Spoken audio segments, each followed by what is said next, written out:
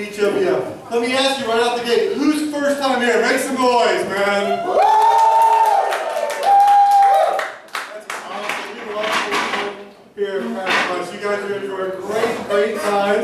Our open mic, you can see anything, and I do mean anything, if you stick around long enough here, I'm telling you. So we'll see somebody's first time tonight, at least one person, if not more, as well as seasoned professionals who've been doing this for years and years. So you're in for a great treat, a lot of laughs. So sit back and enjoy yourself. If you didn't listen to the announcement, we do kindly ask that you silence your cell phone. If you need to take a phone call or have a conversation with another person, just take it outside the room for the enjoyment of the other people, all right? That's all we ask, folks. Good stuff, so. Cool? Besides that, have a good time, you know? Cut loose. Well, get dangerous if you want to.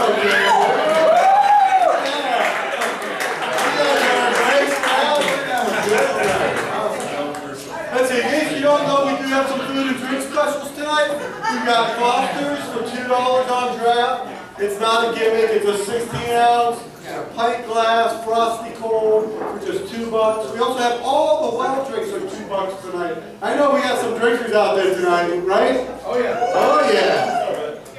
And how about this? Check this out. If you want to have a good time, this is what we got. We got Jello shots. I said Jello shots. These ladies were like, ooh, yeah. They're just $1.50 each, too, man. That's cool, because what can you get for $1.50 these days? You know what I mean? Not unless you're like, what, shopping at the Dollar Tree, I think. But these ain't no damn Dollar Tree Jello shots. No. These are more like your Bill Cosby Jello shots. They're going to get the job done, you know what I mean? They're going to get the job done. We also got slices of pizza if you're interested, available, and I think all appetizers are half price tonight. They're just $5 for appetizers, so some good affordable options. Besides that, you know, have a good time. I forgot to tell you about the good part about the Jello shots, because you guys are having such a good time here, you know?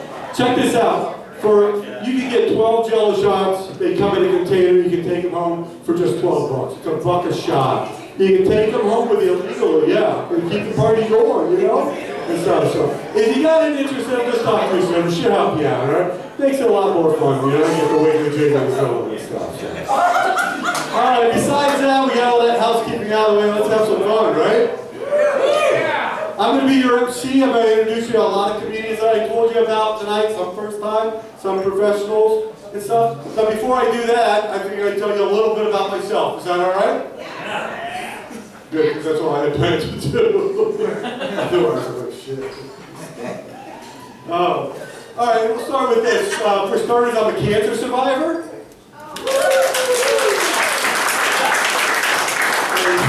That might be too much, because honestly, I'm not sure if she was a Cancer or a Capricorn. This is slow.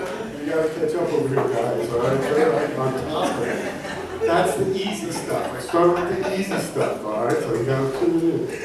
So, let's see, what else can I tell you? I had a birthday recently. Anybody have birthdays? Celebrate? No, that's okay with me. Happy birthday to you.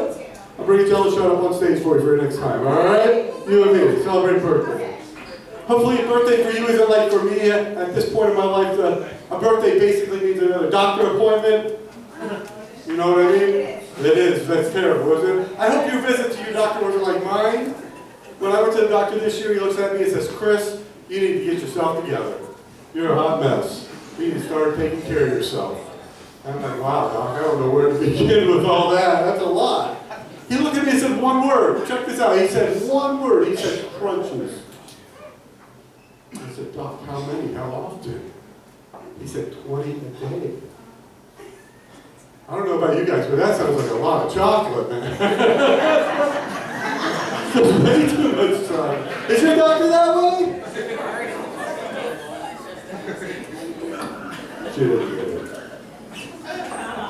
Don't explain to you on the way home. Don't explain to you.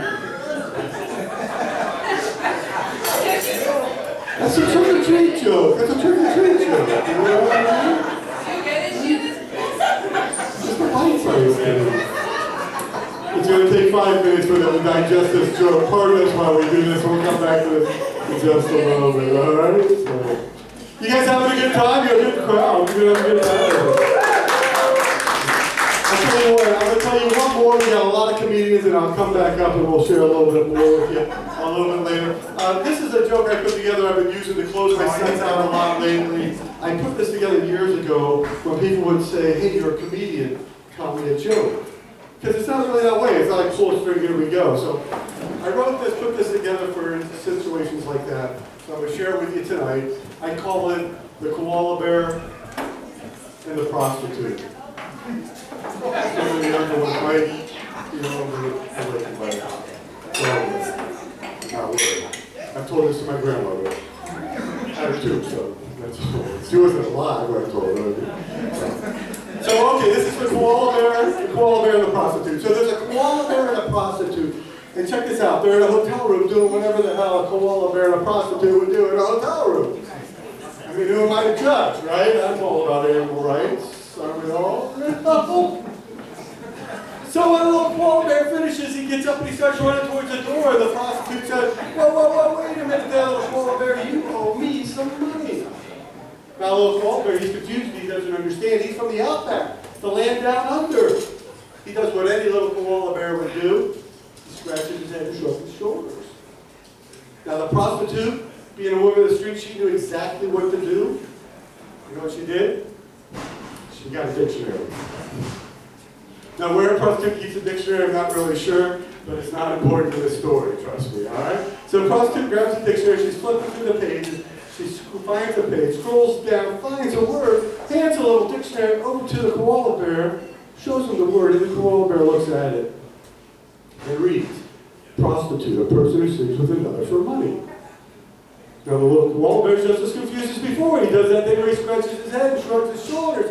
And then the little koala bear decides to flip through the pages of the dictionary. Finds a page, scrolls down, finds a word, shows the dictionary to the prostitute who looks at it and reads, koala bear, eats, pushes, and leaves. We're still a little slow on the burn over here. Come on, guys. Pedal faster! Faster! Come on. You guys are a great audience. We're going to have a good time. Hey, make sure you get up for your service tonight. Shawnee and Sherry out here. And if you be patient, Corey, he's just one guy back there. He's doing it all. He's working to get your food out. Really nice for you. All right? Right now, I'd like to bring up our next comedian. This gentleman, I believe, comes from Canton, Ohio. Please put your hands together and welcome to the stage, Mr. Danny LPP.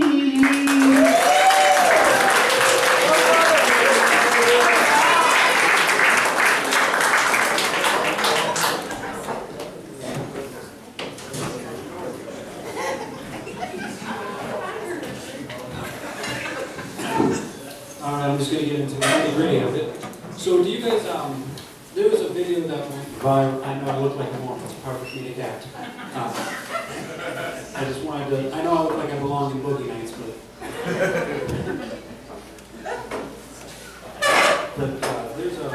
there was a video that went aggressively viral a few years back. Did you guys see it? It's the one where the dude like has sex with the McChicken. And I saw that and I wondered about that because if you're going to do that to a sandwich, you think you would like at least like value yourself more than like the taller menu. You'd go up a little bit more than that. So in the UK, they consider cows an incredibly dangerous animal. That's true. You can look that up if you don't believe me. So if somebody in the UK right now steps into their backyard and sees a cow, there's going to be as much fear in their heart as if they see a goddamn coyote just shut!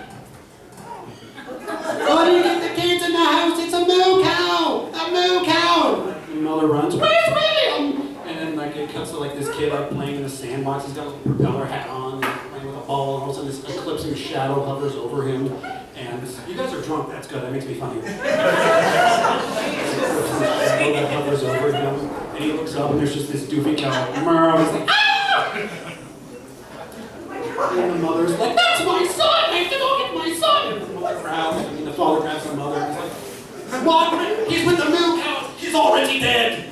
There's no sense in the two of you dying now. You listen to the movie with the other chick. Heart disease is on the rise. I blame DoorDash. I aggressively blame DoorDash because health and wellness is nowhere in our proximity. Cheeseburgers is just a tap on your phone away.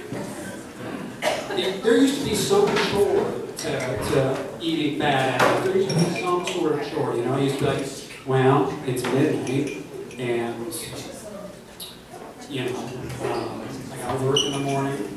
The roads are pretty bad, and my legs are broken, so no McDonald's. But now, with your phone, McDonald's any day, fuck the bad roads, that's the Dasher's problem. Nobody loves him, he's a Dasher. If they loved him, he wouldn't be a Dasher. Dashing is like the prostitution of minimum wage jobs. If somebody loved him, he wouldn't be on the streets. They would tell him how to apply for government assistance.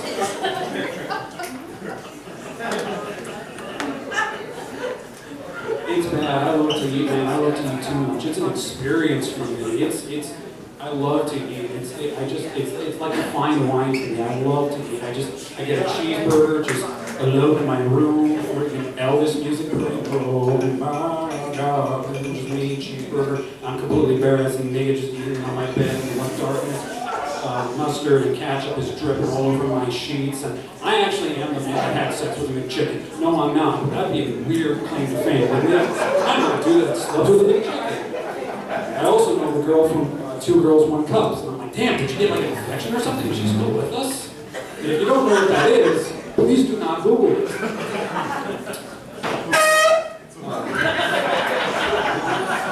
Like I said, a drunk crowd is a good crowd. But they took all the effort that we need anymore out of eating unhealthy now. Now it's too easy.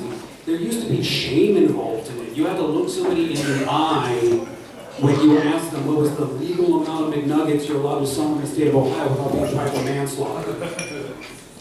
And now, there's no shame. You don't even have to see somebody's face if you don't want to see their face. You can just tell them in the instructions, drop that shit at the fucking door, fuck off, because I don't want to see your face. I'm not interested in that. You ever get a Dasher that doesn't want to leave? They just want to sit in their car, make sure you got it. Ooh, make sure he gets it. And I'm just looking in through the window of my underwear, like, please, I don't want to put on pants for this leave.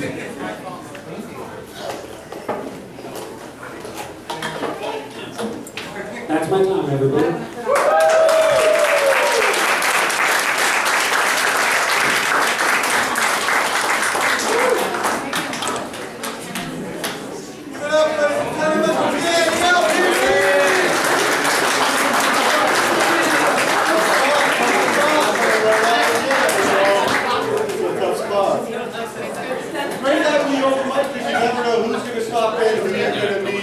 Our next comedian is here tonight, all the way from Tampa Bay, Florida.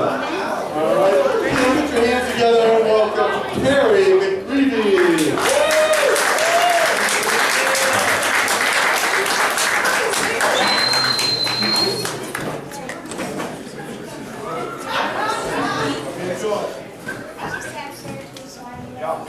Hello, Maslin. It's so nice to see you. Yo! You can probably tell by looking that I'm a lady. Yeah! And so I'll be saying lady things. Some of you heard wah, wah, wah, wah, wah. Fuck you.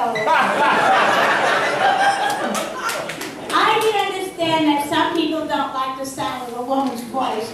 I even turned my GPS to the Australian side. Because even I can't stand the sound of a woman telling me what to do. I'm a mother of sons, and I just thank Jesus every day that I didn't have girls. They're just so easy to ruin, and you don't even know it happens. But if you put colorful bows and ribbons on them, even the ugliest little girl gets a pat on the head or a scratch behind the ear. But if you don't adorn them, then there goes the self-esteem. Hello, therapy. It's really nice to come up from Florida, and I just lost my train of thought. Does anybody have any hobbies here? I've decided to take up aging.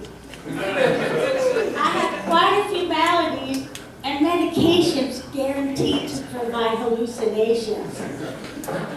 When I was a kid, I used to think that the old people did more drugs on the road than we did. And I was right. Now that I'm the old one. I'd like to thank my friends for coming out, my friends and family for coming out and support me, but are you still talking to your family? My friends are too far away. So I hope you don't mind if I talk to each and every one of you like you're my best friend. I hear that 2 out of 3 of you aren't even worth having. That was statistics. That was statistics, not me.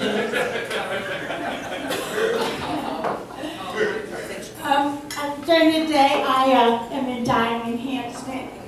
They don't call us waitresses anymore. But it's the only place I've found where I can get a man to tell me what he wants. Exactly how he wants it, too. And guaranteed I go in the back and make somebody else take care of the hard part. But then I come back and take all the credit. Nice job.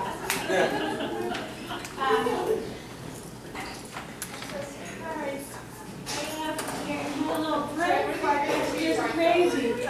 Are you dog or cat people? Yeah, I'm a dog person. Anybody ever go to the dog show? It costs $85 for the cheap seats to go to the dog show. And what kind of people go to the dog show? But people that their own offspring is too ugly to win any prizes. Sometimes they have to hire somebody to show the dog. I was going to tell you about my friends who've oh my gosh, I'm pretty Friday up here in Ohio. How is this?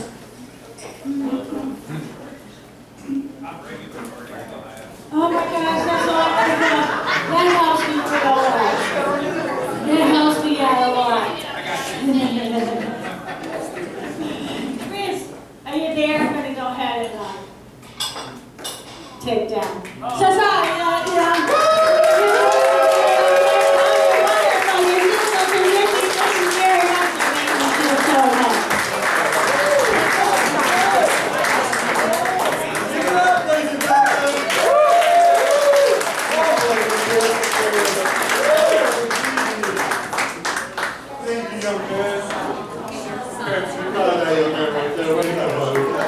this young man helps out.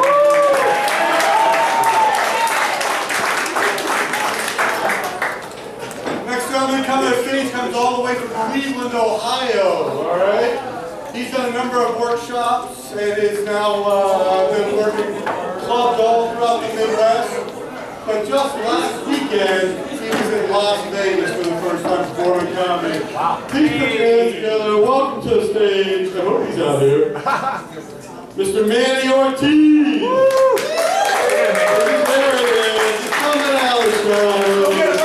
He walks a little slow for us. You know what I mean? No reason for the young spry guy to be moving that slow. Look at that right there. Hang on, is it past your curfew?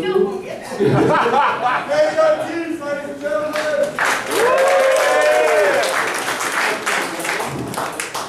Chris, I thought I was 4th. I think that's 4. Okay. Anyways, like you said, I just came back from Vegas, and I did a set with about 3 minutes of virgin material, and afterwards I hear, talk about your kids!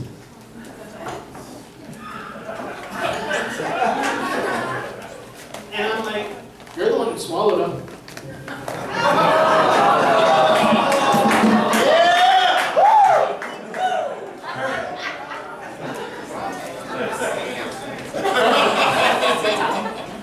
Her husband didn't like that. I think it's sad that I came back from Vegas still a virgin. I mean, Vegas is the land of the hoes. And so this makes sense. I'm Hispanic. And my nickname is Little Churro, but I understand my nickname is Little Churro, but even the small things are called fun size for a reason.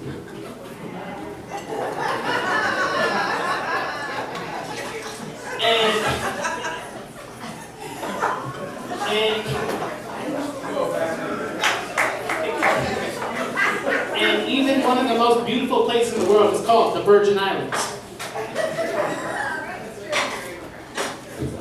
My people tried.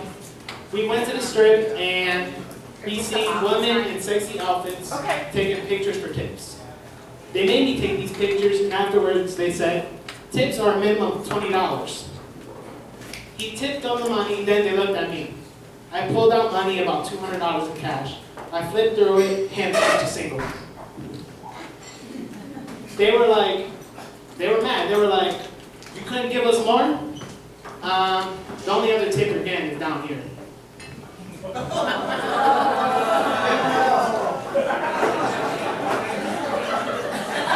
It's the tip.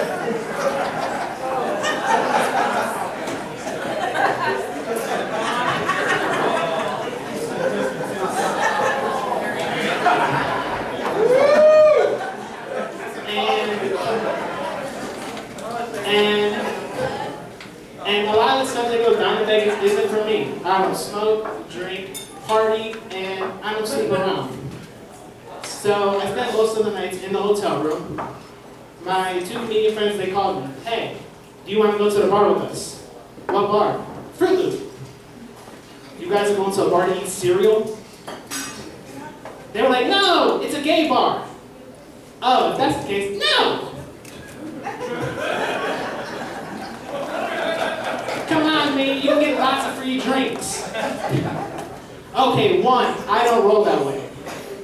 And two, like I said, I don't drink. What am I gonna do? Say, oh, buy me a Sprite?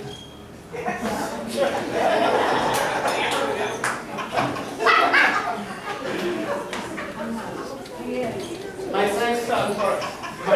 friend Adrian has this joke that I don't get laid because I'm built like a jar of peanut butter.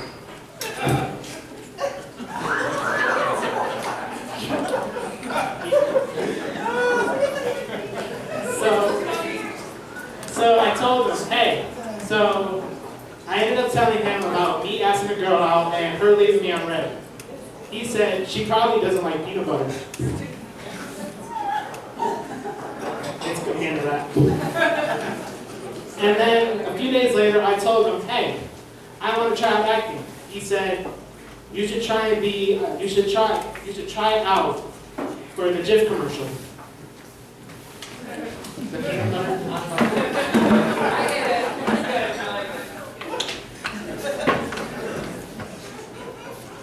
And in order for this joke to make sense, in high school, I wasn't the most attractive. So I get made fun of for being single and not having hoes. And apparently being funny, that changes things. And now whenever I can, I drop in little tips that I'm that guy now. He's like, AJ posted something, he said, Manny, he posted something, and I'm like, what the fuck? My bad, this is a brand new set I'm working on.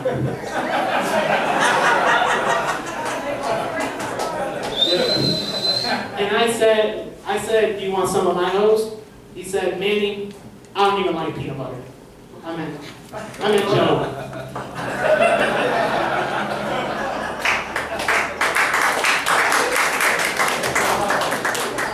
Adrian cracks me up. The other people who crack me up is watching my little cousins fight.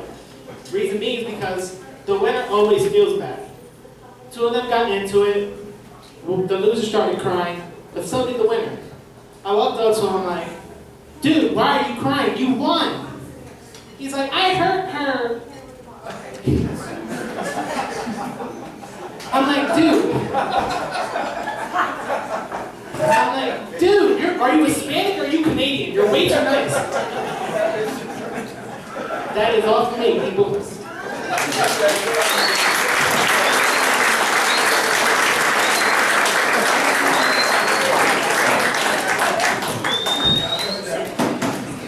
it up one more time!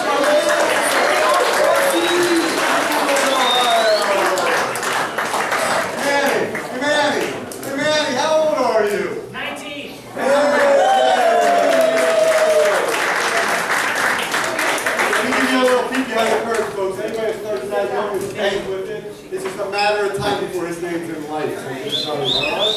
Imagine him 10 years from now, 20 years from now, he'll still be a young man in this business especially, and he'll be crushing it. So it's a real treat to see a young man working so hard and dedicated to his craft.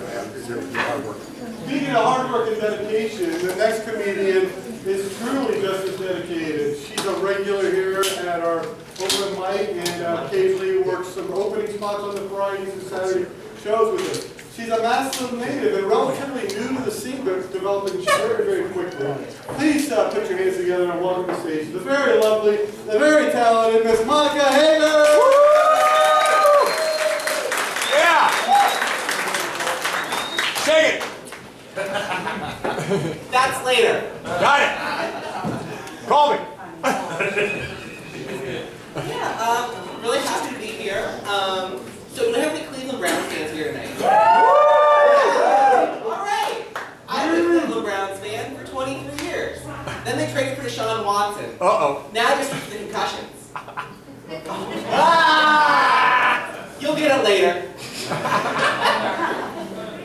No, but seriously though, now that I pissed some people off, I need some sympathy. So I'm going to tell you that I was recently diagnosed with autism. And I don't know why it was such a surprise considering my forehead, but it's really taken some adjusting. Even, especially when I want to get intimate with someone, you know?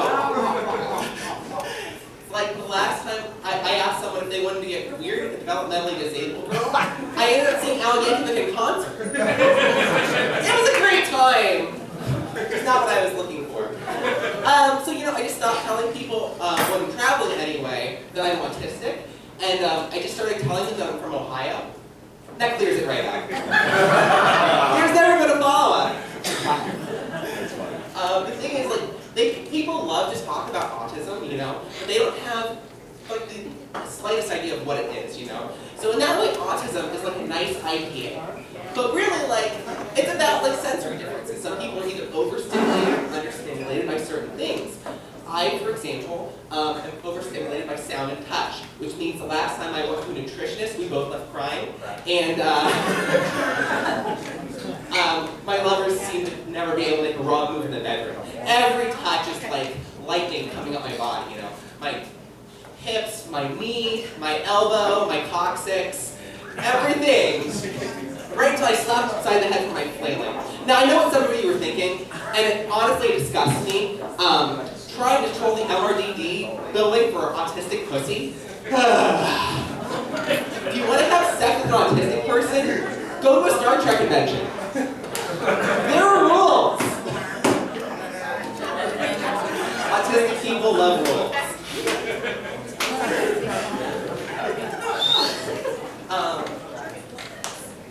I've had some pretty bad luck dating. I was dumped 25 times in the same day. Now, before you get all judgy on me, they all knew about each other. It was very Parisian like that. She had dissociative identity disorder. Some people call it multiple personalities. All I know is I'd like the attention. But, you know, my lovers, like, everything was great at first. Like, every time we had sex, it was an orgy. But then the problems started seeping in. Like, I noticed that Rhonda was giving me the silent treatment, and Helga was stealing from me. And then I found out 3 of them were cheating on me with each other. So I wasn't prepared for any of this. But, you know, I definitely wasn't prepared when she finally dumped me, because the personality that dumped me wasn't the one I started dating in the first place. Like, can I see your manager? Oh, you're the manager now? Okay, I'll pack my things. No, there's a man actually running for Senate right now with dissociative identity disorder. His name is Herschel Walker. And it's true. This is true. And you know, I'm just thinking about like, what happens if like one of his alters decides to like have it out for him, you know? Is he gonna wake up to find that he's running attack ads against himself?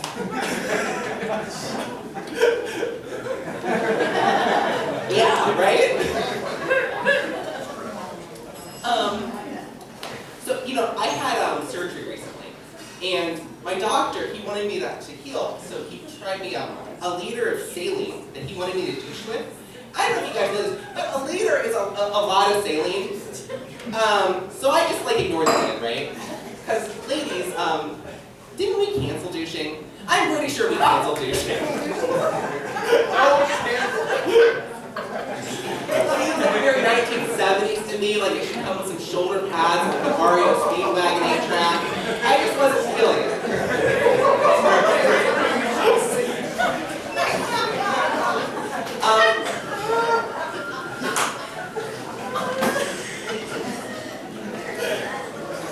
So you know, like I ignored him, and it was all fine, but all of a sudden I looked at that bottle and I saw there were 10 refills in the liter saline.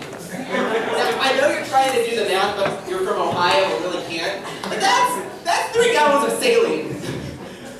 That man had plans for me. Oh.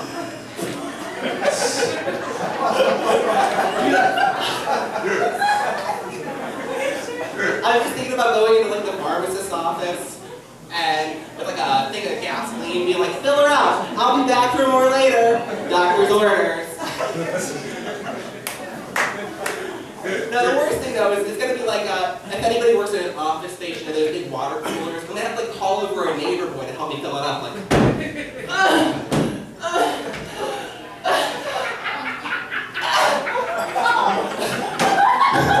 plug lab.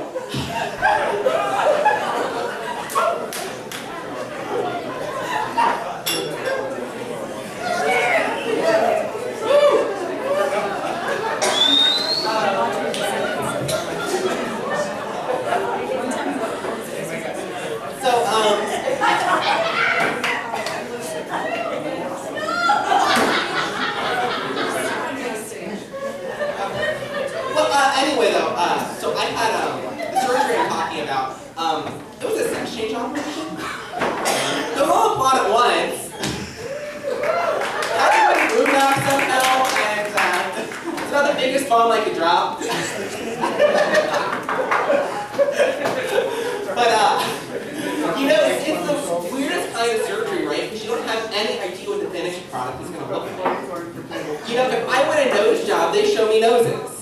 If I want a haircut, I go to the salon with a photo of the haircut I want, and they don't have any problem giving me that haircut. But if I go to my surgeon's office with a photo of the vagina I'd like to put on me, all of a sudden I'm not allowed back in the building. Double standards are ruining this country. But you know, the surgery, it gave me a lot of dark questions, you know, a lot of really dark thoughts. Like, do you think there's a model they use for the surgery? Do you think that everybody gets the same model? Are there 10,000 women walking around with the same junk as me right now? Because I really don't like that idea.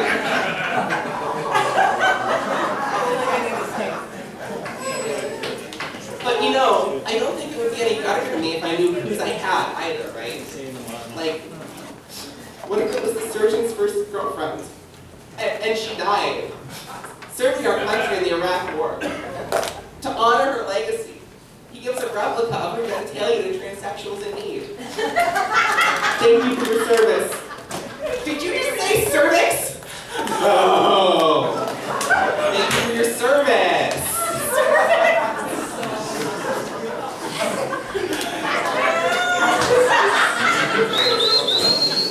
Or like, you know, what if it's his wife, you know?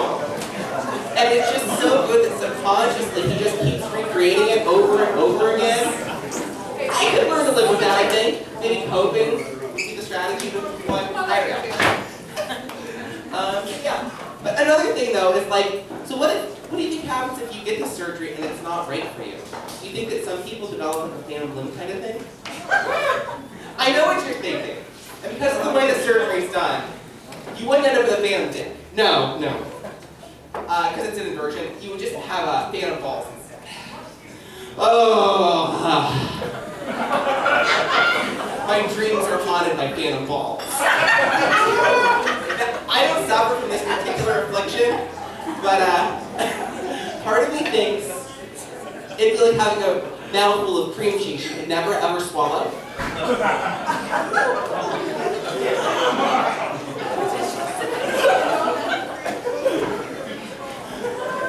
Or like, everything's giving for you.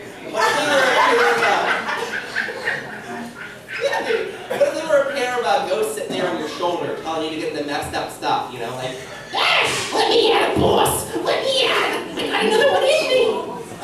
I told you! Yeah, no.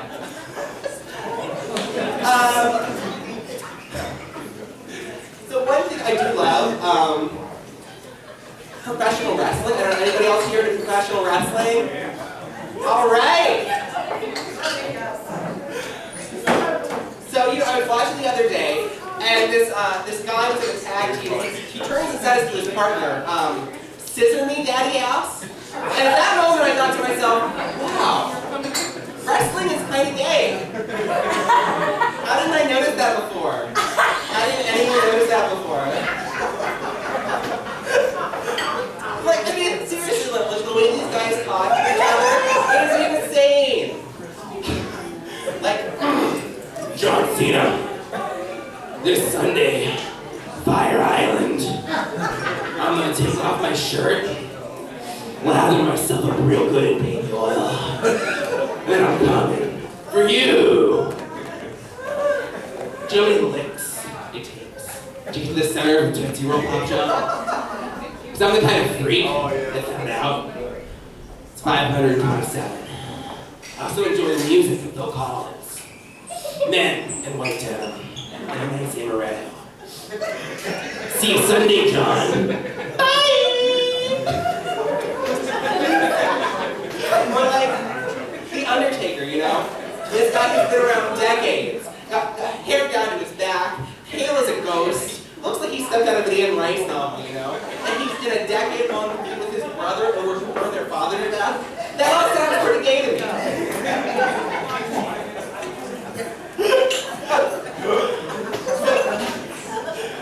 You know, like, and then, like, finally, when this guy, he's had his way with his opponent, when he's finally done with them, he likes to flip the man upside down, press that guy's head against his junk, press that guy's junk against his face, and then he drops to his knees. Calls that one his finisher. I call it the 69 Buster.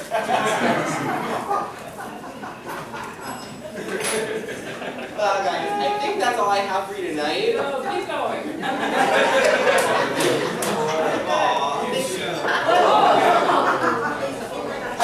Thanks, everybody. I'm out of here.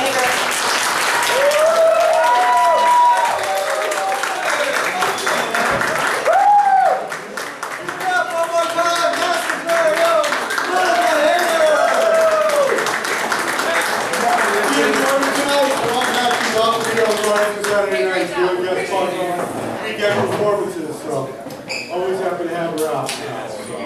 All right, coming to the stage next, ladies and gentlemen, is somebody from Massillon, Ohio, who I have not seen perform before. I believe it's our first time probably on stage.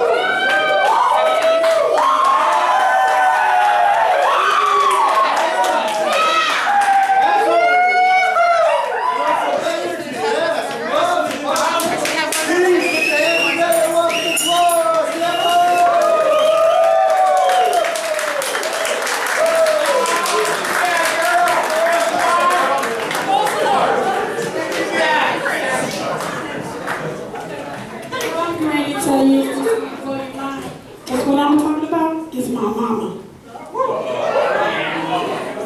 It's nice. I'm one of hers. She's the type of woman that when she come home from work, if your homework ain't done, and the house work, and you doing like this, sitting in front of TV, guess what? You got something coming, right? Oh, but she at work. So guess what we gonna do? We gonna watch the restaurant. We gonna see how tired they are. So, we know what we're supposed to be doing, but what happened is, she ain't gonna be home till 4 o'clock. So, guess what? She ain't resting. So we all sitting like this, in front of TV. All of a sudden, ooh, it's Mom. Can't run. All you can do is sit there like we're in trouble. She walks over to the TV. Turn it off. She take her glasses off and she look at us. She said, let me tell you something. You already young and restless. You got one motherfucker like this. And the best thing you can do is get up off your ass and get out there, she walked to the front door, open it, push it open, and get out there and see as the girl turned. Start searching for tomorrow on the edge of night. Find your damn guy and stay the fuck out of your hospital.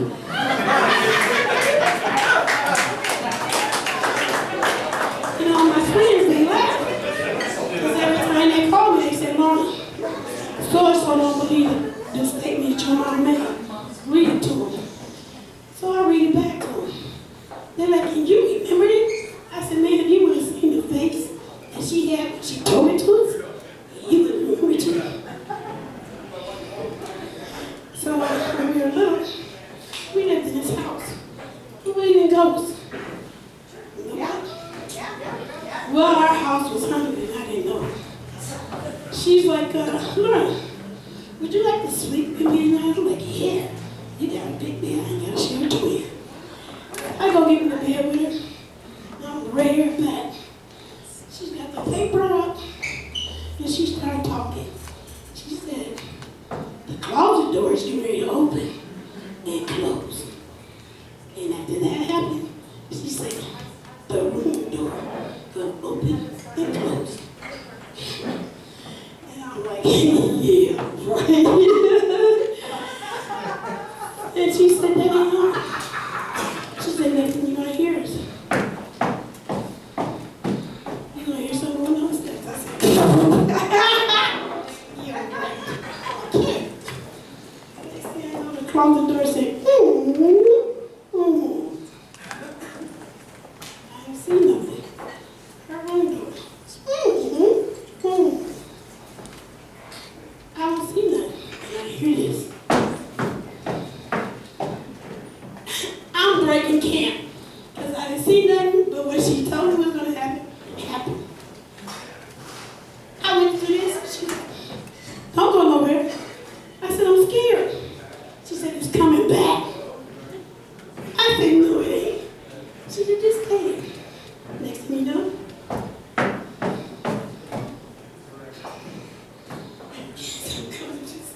now I'm crying.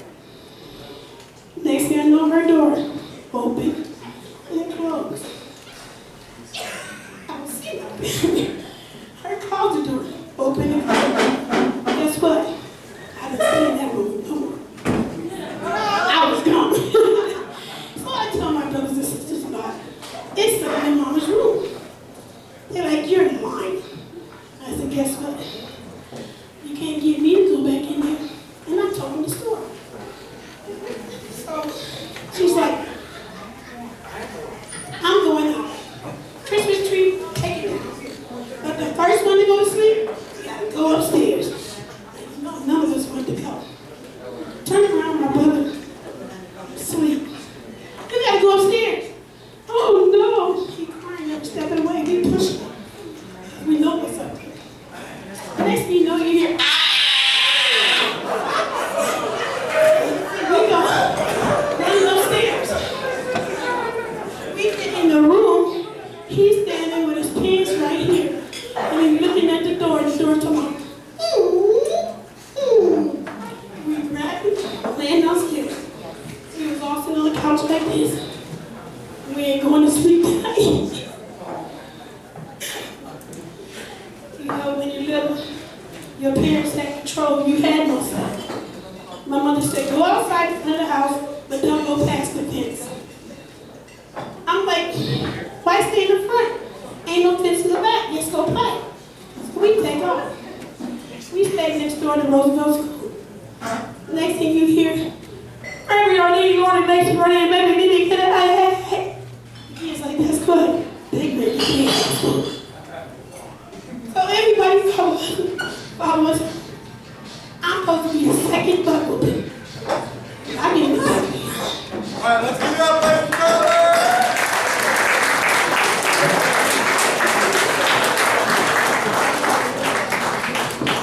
All right.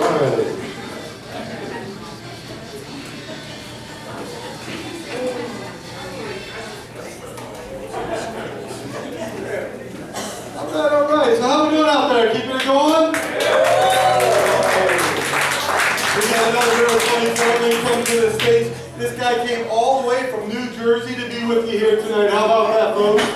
All right. Please put your hands together and welcome the comedic stylings of Brian Bonia.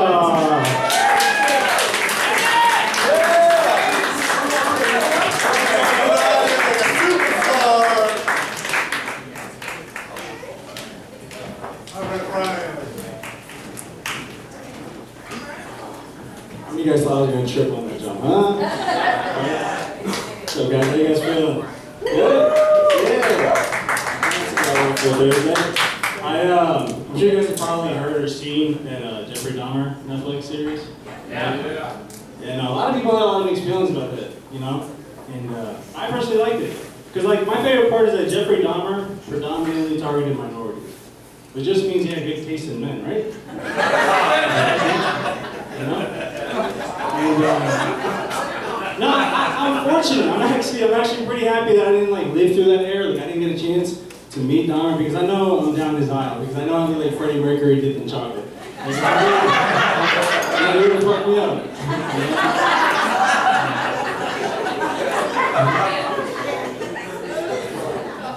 Alright, don't agree too much. You know what I mean? No, and it's not because like he wouldn't speak game. It's just like I don't know what the economics, like the job opportunities were for Latinos in the '90s. So I probably would have held out for some photos, you know, some pictures, probably. All right. And no, but it's weird, dude. I got like growing up. Speaking of which, growing up, I got picked on a lot for being both Indian and Hispanic. And what bothered me the most is that I'm not Indian. So it's like I didn't sign up for this, dude. I got bullied twice for what? They say she like, mow my lawn. We said, no.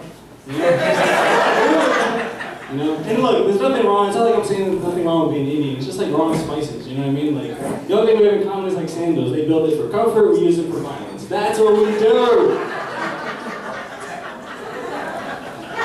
So, but I'm Latino.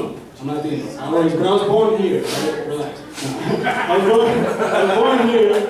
I was born here, but I was raised Latino, right? So technically I'm Cuban, Colombian, like a little racist. And it's cool, you know? What bothers me is though that like, no matter what to my cousins in South America, I'm still gringo. So like technically, they're right, but it still strikes a nerve, because like, what does that mean, you know? Like, I get it, you know, like, they're born there and I was born here, but homie, different land, same chancleta. You know what I'm saying? We got raised the same way. We got raised by the same 3 B's, right? Beans, belts, and bachata. And sometimes we got, you know, if I misbehave, you know, my mom gave us belts and bachata at the same time. Like, shh, no le digas a nadie.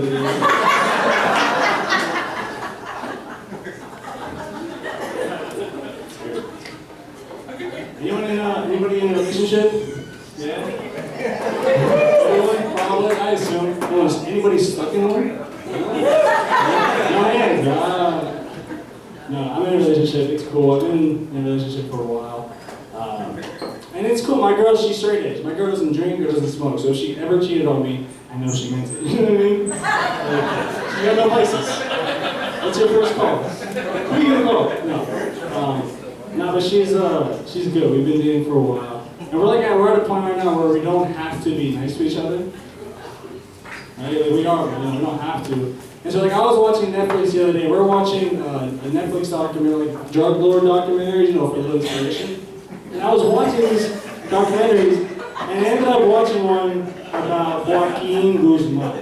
Which if you don't know who that is, Joaquin Guzman is famously nicknamed El Chapo.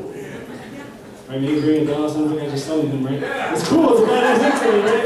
El Chapo. Now my name is Brian Bonilla. I never grew up with like a badass nickname, or nickname at all. So my girl thought it was funny to give me a nickname in bed. She actually calls me El Rápido.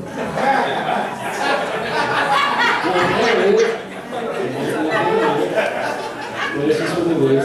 It's cool. My parents are cool.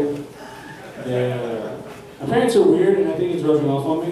Because, like, you see, I was doing laundry the other day. I was doing laundry at their house, you know, moving clothing from basket to basket until I got to their basket. And in their basket, I pulled out bed sheets, pillowcases, And at the end, like a whole bed set, and at the end I pulled out a dainty piece of lingerie. Could have been two, I don't know if it was from my dad, I don't know. I pulled it out, and I kind of put two and two together, right? Like my parents are clapping hands again, I know what's going on. It's not like a weird thing, we're all adults. So it's fine. That's not what bothered me. What bothered me was every time I think to the moment that I did grab that piece of lingerie, I keep asking myself, like, why did I sleep with that?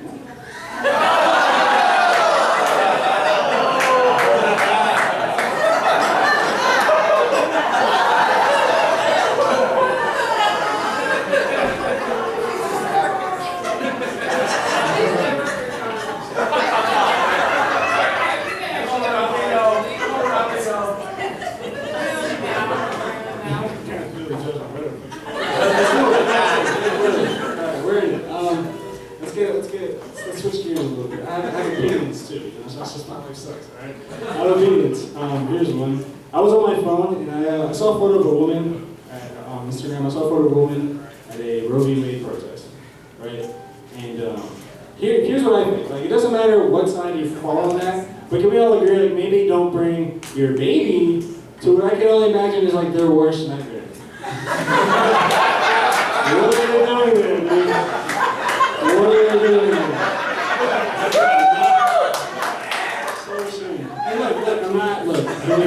I'm not saying that if you have a kid, you can't be pro-choice. I'm not saying that. That's what I'm trying to preach. It's just like what this woman did was a little ironic, right? Because I don't think the baby consents to that, is it? Like, what is that like? You know? I think it's wrong. Like, what does that feel like? Like, if they're at home getting ready, like, oh, I don't feel if I feel good about this. Like, it's not really your choice. So, is it okay? Like, what if my friends see me at this thing? Like, they might get the wrong idea. It's like, you have a better chance of seeing your older sister. What sister? The one you cut out. You know what I'm saying? Follow me.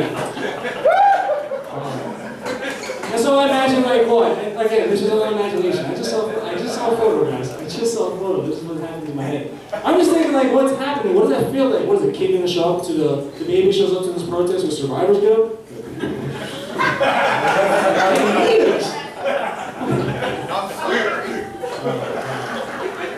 I don't know. I just think in my head, I feel like it's so wrong. Like, why would you bring a baby to a pro-abortion protest, right? I feel like doing that, bringing a baby to that is like bringing a Jewish person to watch Hitler preach. Like someone said, right? Isn't it weird? Worst case scenario, thanks for sticking with me on this one. Worst case scenario, I just think, like, imagine, right, they're having a good time at the rally, you know, it's their choice, and like, worst case scenario, boom, she drops the baby. And now someone's like, whoa, whoa, whoa, this is a protest, not a demonstration, okay? Relax. Let's go break something on this.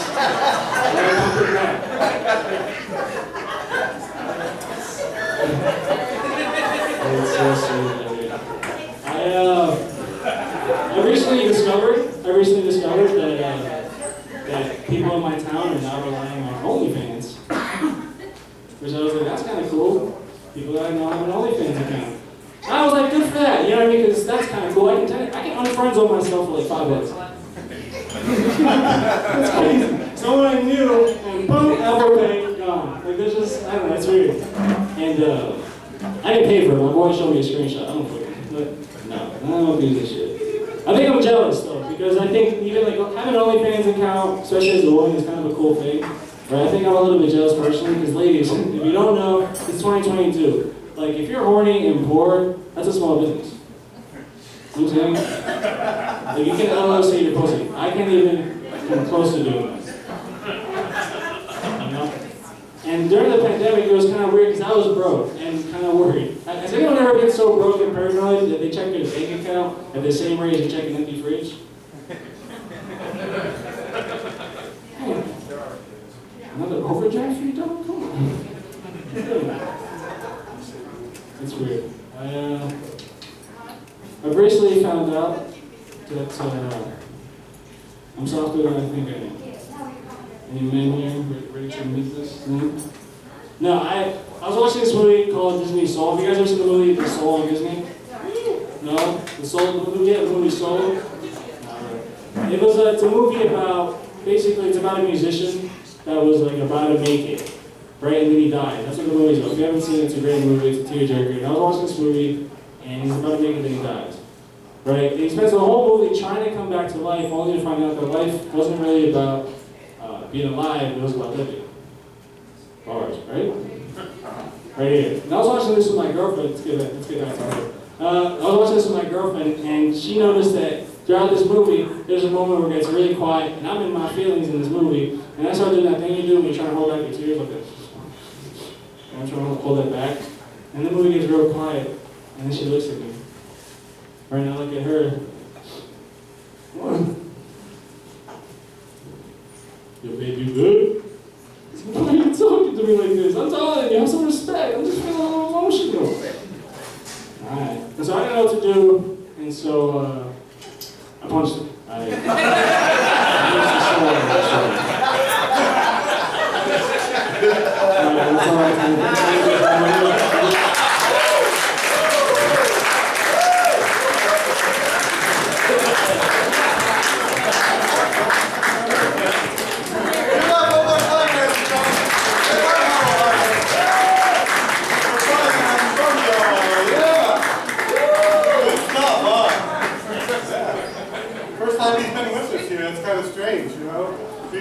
that good, I've already met him and stuff, but you know, before the show, when he came in, I'm like, hey man, I don't know you, you have to give me 2 lines to bring you up to the stage. He looked at me and said, Chris, meet me in the bathroom.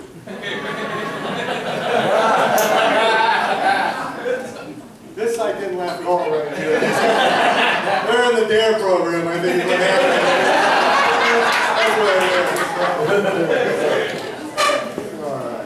They're having a good time. We're going to keep the fun rolling right along, ladies and gentlemen. This is the reason most of you came out tonight, and we're so glad that you did. It's his first time doing comedy. He's one of those super people during the day as a firefighter.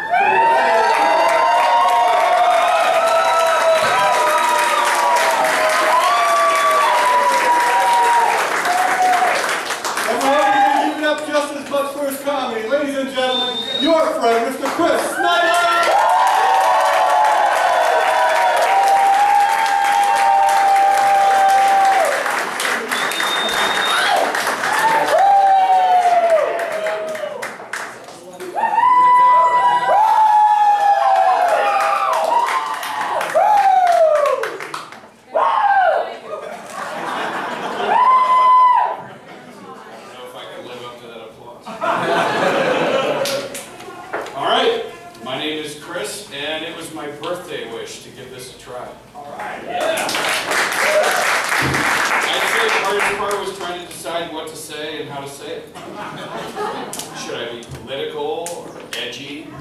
Or should I pander to your mature intelligence?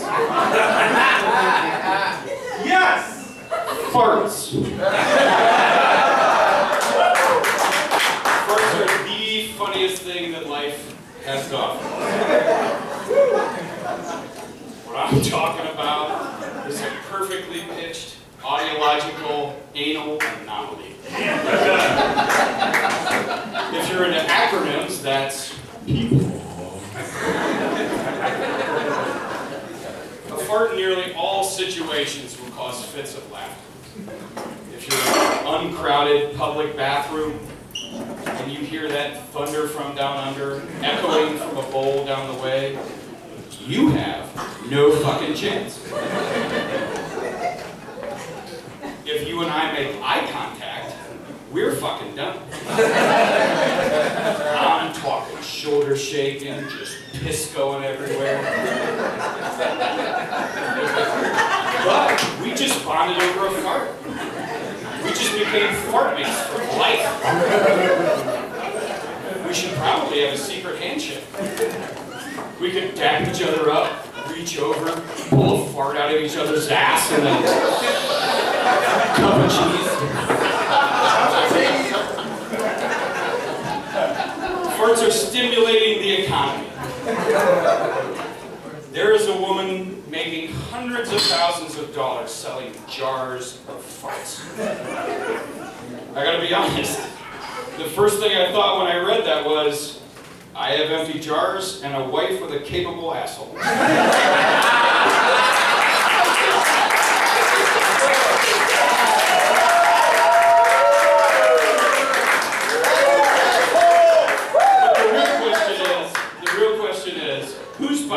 these jars of farts. I imagine a portly man living in his mom's basement. Macho Man Randy Savage posters on the wall. He's sitting in front of his computer. He's got his gray sweatpants down around his ankles, giving himself a little tug. Just as he's creeping up on the finish line, he reaches for that jar of farts and...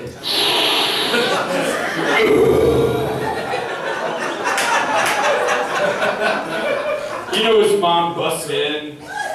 She's like, "Do you need more Mountain Dew?" But while she's in there, she sees the situation. She's like, "Jesus, Todd. What's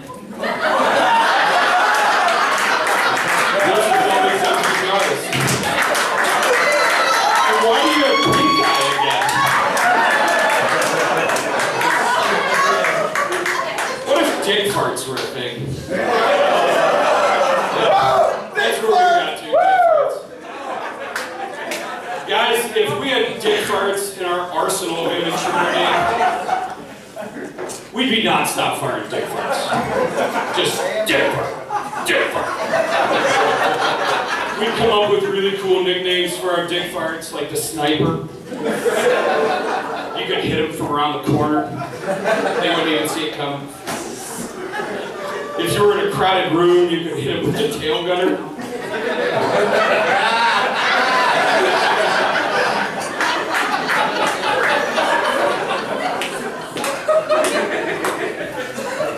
I have to believe that dick farts would feel amazing.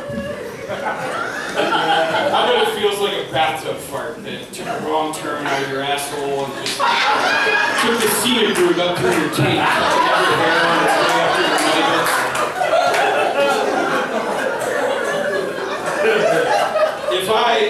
If I could visualize it, I imagine seeing a dick fart moving all the way down my shaft.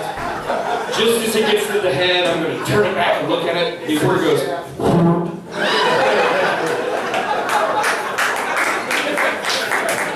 I'd practice my dick farts day and night.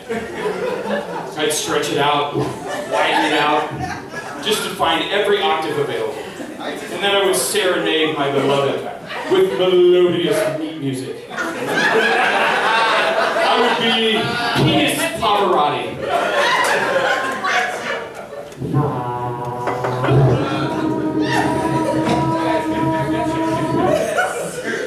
Thank you, I'm Chris Snyder.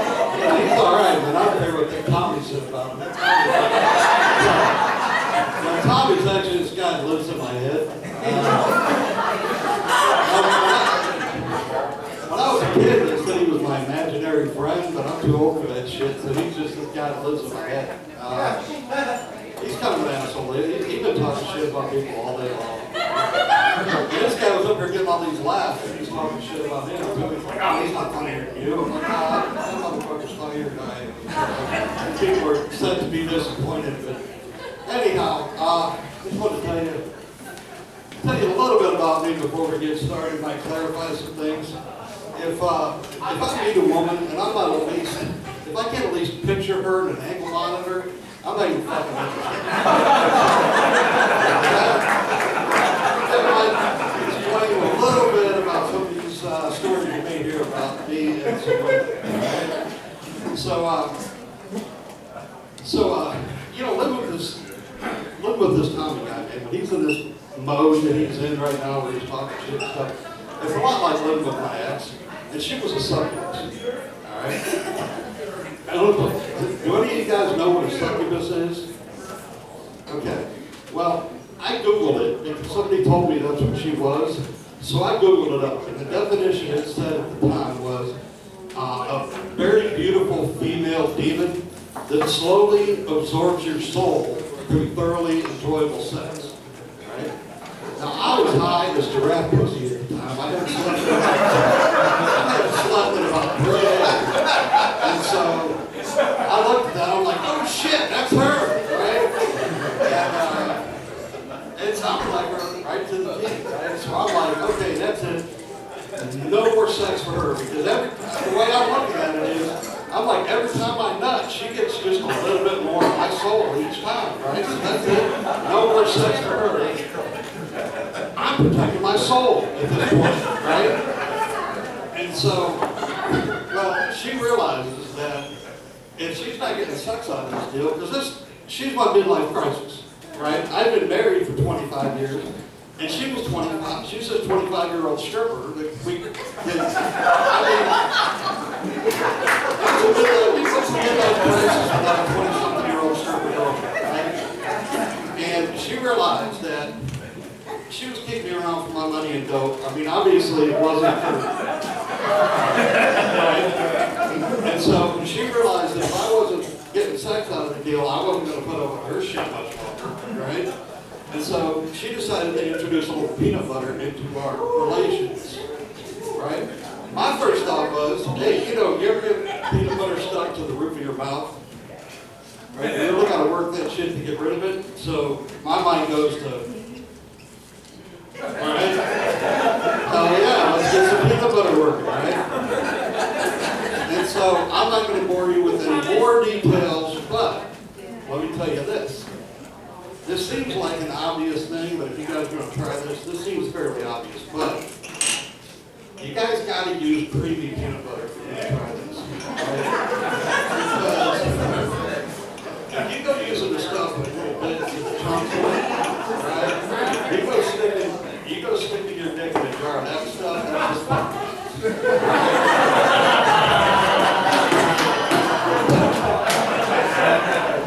So I get up with her, and I move on, right? And I end up hooking up with this girl recently, because now, of course, I'm with her, I had to get arrested, and I'll tell you guys that story another time, but that's a pretty funny story. It's funny if you're not me going to jail, but so I move on, you know, and now I end up getting clean. I have 4 years clean now, right?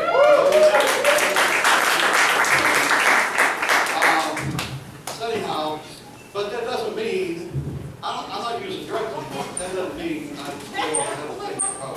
And so I hooked up with this girl the other day, and I realized afterwards that I didn't use protection, right?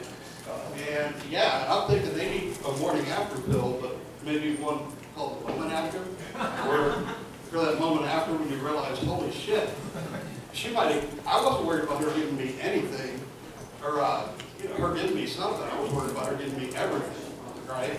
And so maybe like this pill that would keep you from getting STDs and that kind of shit. But because afterwards, I realized, like on my way home, I was like, oh man, I don't even know this girl's name. I mean, I know nothing about this woman other than the fact that she's got herpes. But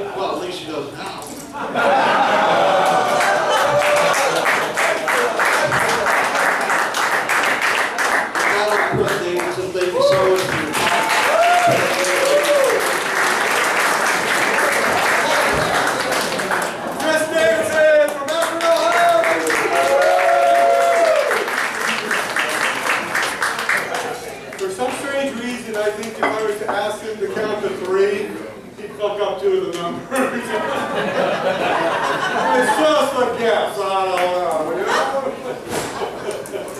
You guys still enjoying yourselves? Because we got a good treat coming to you right now. This is a road comic. He performs regularly throughout Western PA.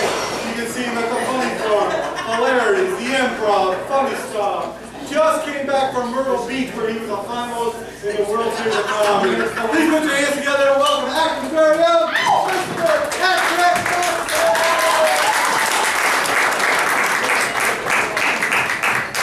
Thank you, Chris Kettler. That was very generous of you. Woo! I am excited. Thank you. I drank a hell of a lot of coffee like 5 seconds ago, so I'm very excited. And I don't have any jokes about farts, but I hope you still like it. Is that a deal breaker? You guys got awfully quiet. You're like, we were promised fart jokes. All right. How you guys doing? How you guys feeling? Yeah, feeling good? Hanging in there for some live comedy. Is that how many people it's the first time seeing live comedy? Okay, that's good then. All right, round of applause for the one guy back there who raised his hand. You can always tell when it's your first time because you raise your hand instead of clapping. So get with the program, buddy. You nerd.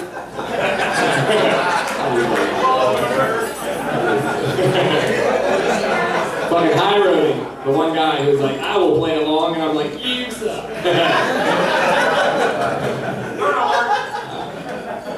Man, I'm excited to be out though, dude. I am excited to be out.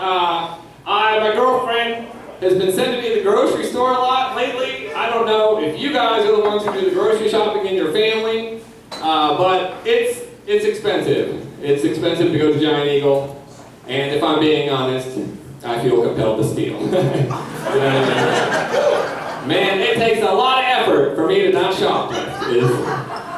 You know, I'm trying to eat healthy, and I'm going over to the Whole Foods, and I can't help but think that they wouldn't charge that much money for a goddamn avocado if they didn't expect I'd walk off with one, damn, you know? Nope, alright, you guys are not into shoplifting, that's okay. Like, we're firefighters, goddamn it, we're honorable. You criminal.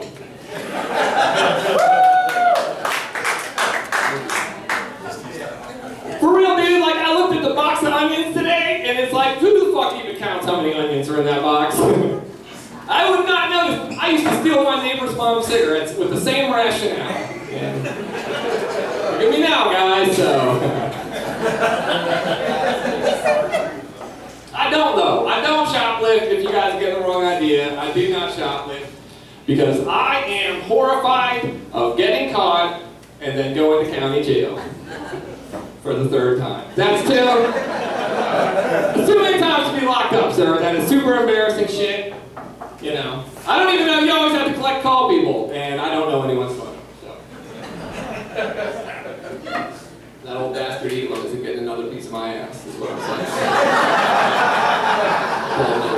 I feel like his friends might be in here though, so I'm a little quiet with the Elon jokes tonight.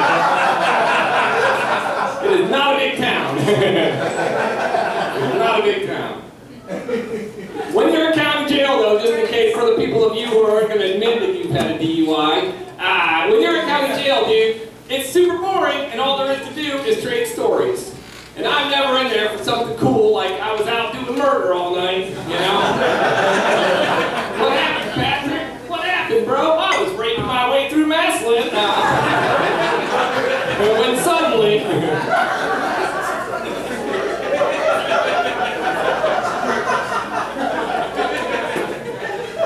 I was fucking lifting lettuce, alright, is what I was doing. It all went down at the Whole Foods. Goddamn peppers.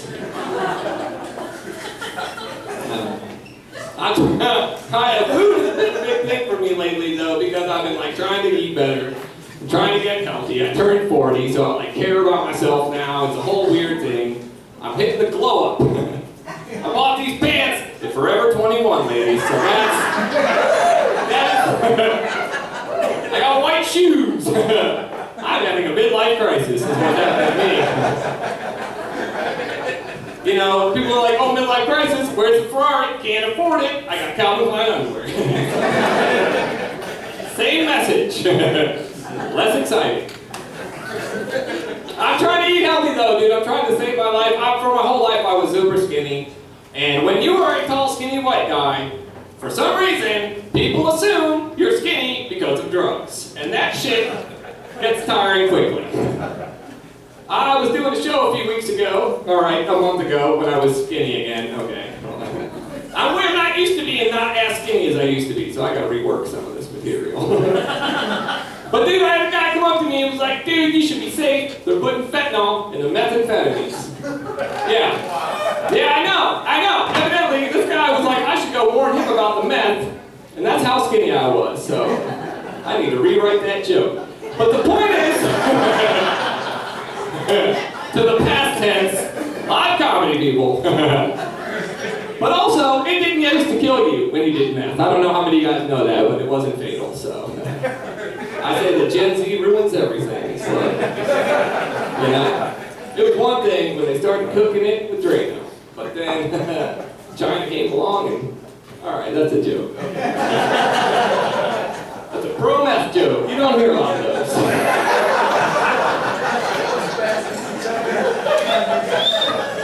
You don't hear a lot of that, and that's all right. When you go out to Worcester, you think you'd hear a lot more. It's a well-kept secret. Until your teeth fall out. I am still talking about meth. I don't know what's happening. I'm sorry. We'll move on. I forget what to say. Okay, that's fine. Oh man, no, I was skinny, man, and then like I didn't want people to think I was on drugs. I wanted people to think, oh God, I hope Patrick doesn't kick my ass, and that's something that no one's ever worried about, you know? I used to drink a lot, and it's good to be scary, and I'm not a scary guy. People are mean. I wish that I could be scary, be intimidating, if only to little children. That's the point I'm trying to make. I wish little kids were like, oh God, I hope Patrick doesn't kick my ass, because that would make my life better. Stay with me, people. I was jogging the other day, all right? I was out exercising through my neighborhood. I live in Akron, and if you're like, where in Akron? My grandma lives in Akron. I live in the fucking Krackpots part, okay? So if you have family that lives in Akron, and they live in my neighborhood, you better tell them to stop dealing drugs, because that's my turf. Anyway, I was jogging down the street, and I was feeling very good, because I was finally exercising. And these kids were playing basketball on the street, and I kind of ran through their game. The kid was like, hey man, watch where you're going. And I was triggered, you know, because I don't take shit from 9-year-olds. You know? And I was like, who you talking to, bro? And he's like, you with the long neck. Fucking weird. God damn, that shit's hurtful as fuck. That is the meanest. I'm 40 years old. I did not know that was a thing for me. I did not know. God damn it, there's no surgery for it. You know? I panicked. I was like, I gotta say something back. You know, I was like, I use my long neck to kiss your mom around corners.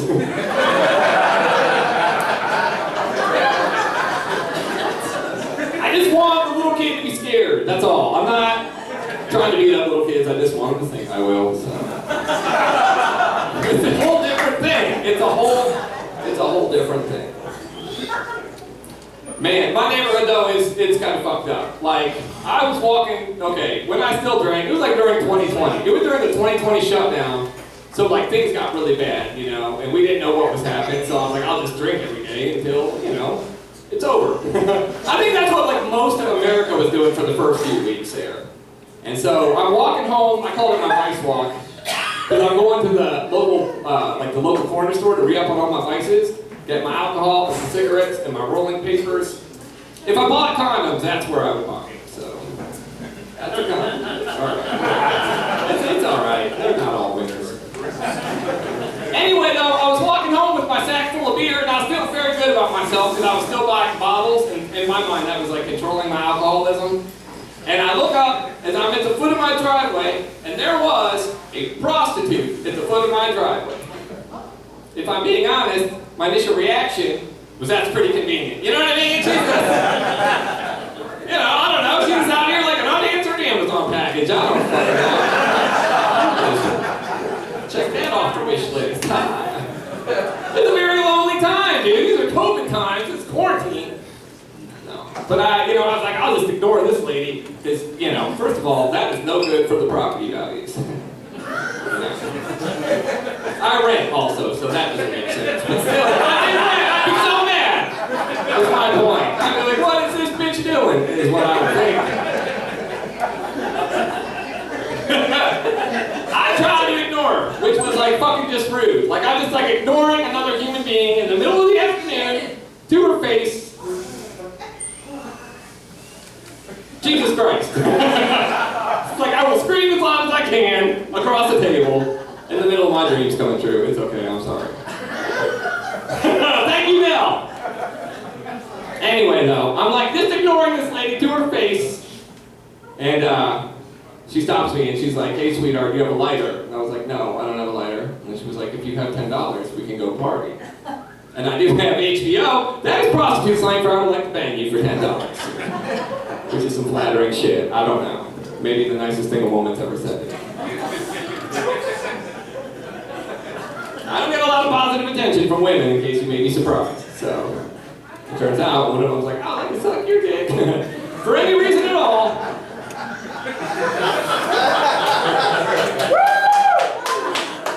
I just panicked. I was like, I'll give you 20 to mow the lawn. I didn't know. In case you can't tell, I'm very bad with women, so I panicked. So. Let's keep it moving. Everybody's having a good time, right? You guys are having fun, right? Everybody getting drunk? I do not drink anymore. And it's not because, like Elon was like, if you do it again, I'll send you to jail. It's not for any kind of noble reason. It's because, like, the last time I did it, I peed my pants. And so I'm like, something's gotta change, you know what I'm saying? I wasn't on the bender. It was like a regular Tuesday. I'm like, if I'm gonna start peeing my pants now when I get drunk, I only have so much furniture. My girlfriend's like, look at you, look at what you've done. What are you gonna do with yourself? I was like, I don't know, this is so much pressure. Let me get a beer, and I'll think it over. Alcoholism. Okay, third time. You guys don't have to agree with me on alcoholism. You're like, we like alcohol. And I'm like, I don't. All right.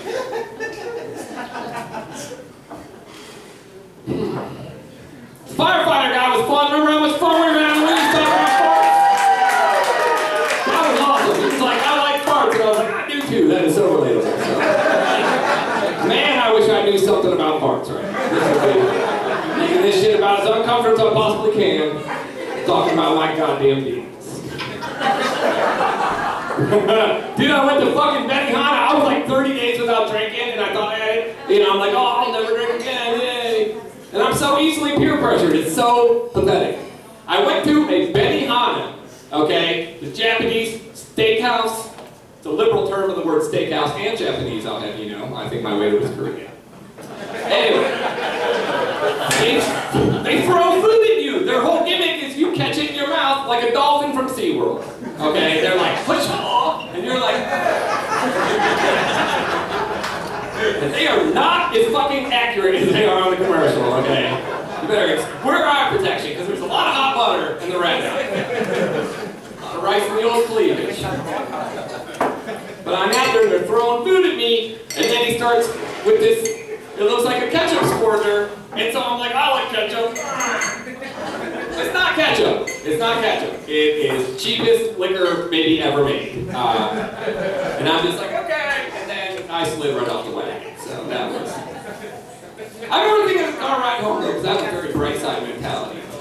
God damn, thankfully it wasn't a penis. You know what I mean? Because if that guy had been handing me a penis, this would be a very different story right now.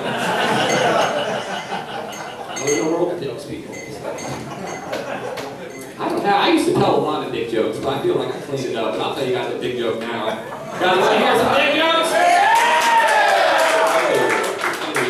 Catch these bees, as we say in the industry. Thank you. It's a town.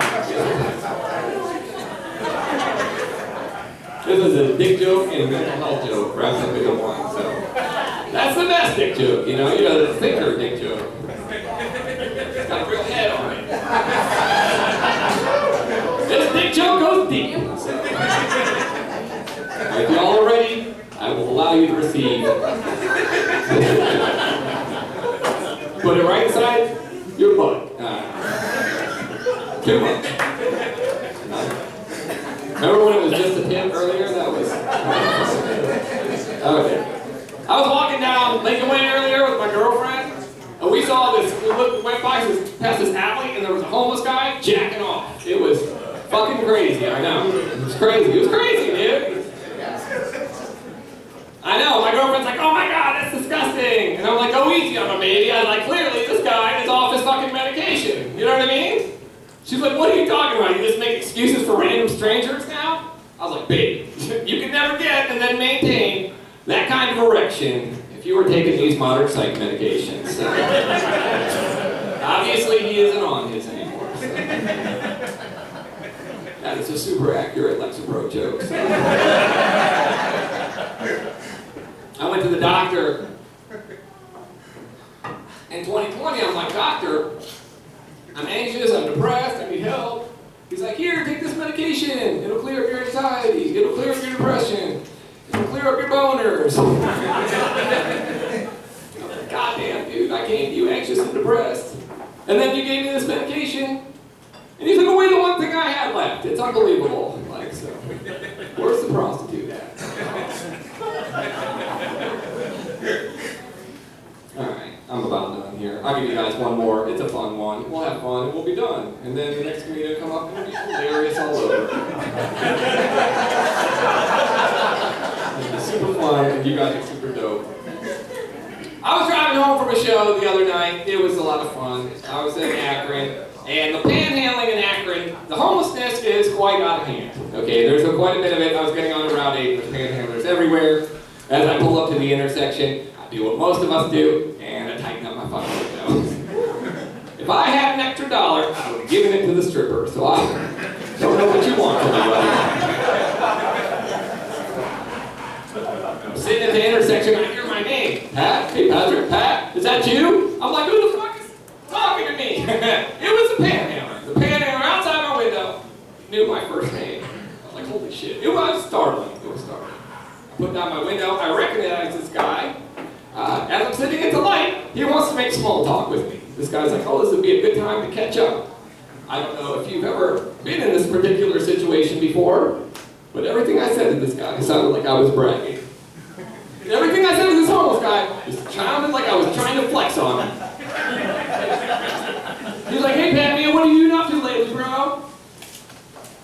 I've been working. Working a job. I didn't mean to, it's just... I said, where you heading tonight, dude? Going home to my house. And to be honest, I have prostitutes in my front lawn. You know what I mean? But I have a roof, so... I would, naturally you would be like, oh, ask him how he was doing. I didn't need to, because he had an actual sign that said how he was doing. And it was terrible, okay? It was terrible.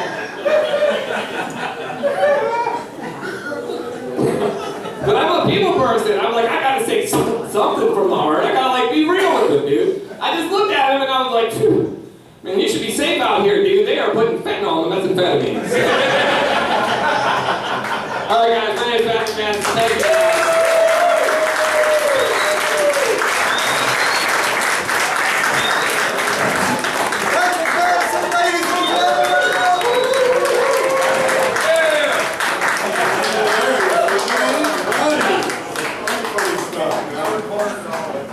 Talking to him before the show tonight, somebody broke into his house and robbed him. Yeah, they did. They went out and told me they stole a chromosome. And it shows. Alright, we're going to keep this complicated comedy rolling right along. Next gentleman coming to the stage is coming all the way from Parma, Ohio. Please welcome Mr. Josh Beck.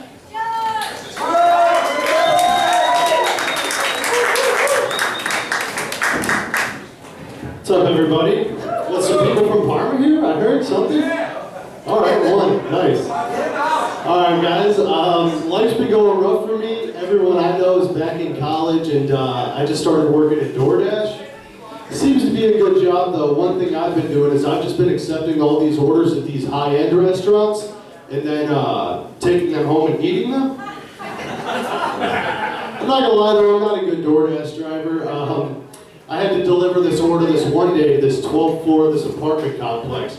And the lady texted me, she says, the elevators are down, you gotta take the stairs. So I responded back saying, better start walking, man. She was like, I'll report you right now and you'll get fired. I said, go ahead. I'll just eat your food right now and sign up with a new email address. It doesn't matter. So I pull up to the apartment complex and I see this old bitch standing outside. I was like, how do you know how to use an iPhone? Like, you're fucking 78. So I rolled out my window and I'm like, are you for the DoorDash order? And she's like, I'm not standing out here at 11 p.m. for no other reason. I said, oh, well, this is for Postmates, and just drove off. Oh, man.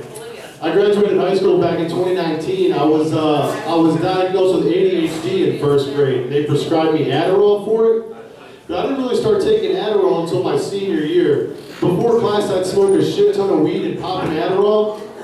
And weed and Adderall is a weird combo because the Adderall would have me super focused, but then like an hour in, I realized I was doing work for the wrong class. One thing I hate though is I hate when people say weed's not a drug, it's a medicine. It's not true, okay? Tylenol's a medicine. And the last time I checked, Tylenol doesn't make me look for my keys for 20 minutes just to realize they're in my pocket.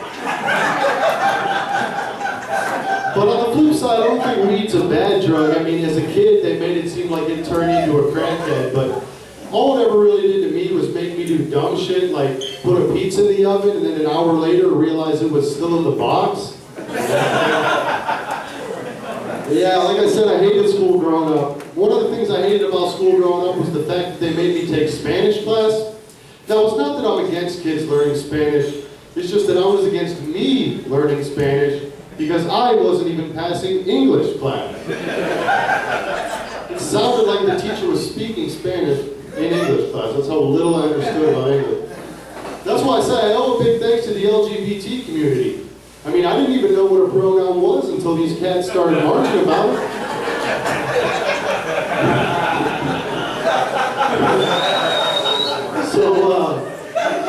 So I have a day job. I used to work landscaping. One of the things I hate about these physical labor jobs is all these old dudes, man, they act like if you're under the age of 40, you just somehow can't feel pain. Like the one day I was like, man, my fucking back is hurting. And he goes, dude, you're being a pussy, okay? You're too young to have back pain. I said, okay, well, you're too old to still be working here, okay?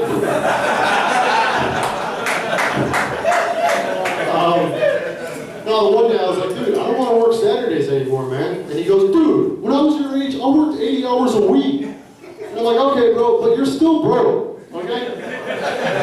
I think I'll take my chances on this one. And these old dudes, man, these old dudes, they always try to give me advice on getting women, but they never realize how ridiculous they sound. Like the one dude, he was like, bro, never take a woman's advice on how to get a woman. I said, why is that? He goes, well, when you go fishing, you don't ask the fish how to catch the fish, right? You ask the fisherman. I said, yeah, but that's because fish don't talk, okay? If they did, I might have to listen to what they have to say. I've been seeing online lately, there's been a lot of SeaWorld slander going on because apparently they drug their dolphins. Some lady on Facebook, she was like, if they're going to keep dolphins in a tank, at least don't drug them. See, I think the opposite. I think if you're going to keep dolphins in a damn fishbowl, at least give them some drugs. Dude, if I worked there, I'd be hooking the dolphins up, man. I'd be sprinkling some Xanax in the tank. All the kids are like, Mommy, why are the dolphins sleeping? Pour some Adderall in there. The instructor's like, for some reason, the dolphins have been cleaning the tanks themselves. Pour some cocaine and liquor in there. The instructor's like, sorry, kids, the dolphins usually never fight each other. All right, guys, that's my time. Thank you so much.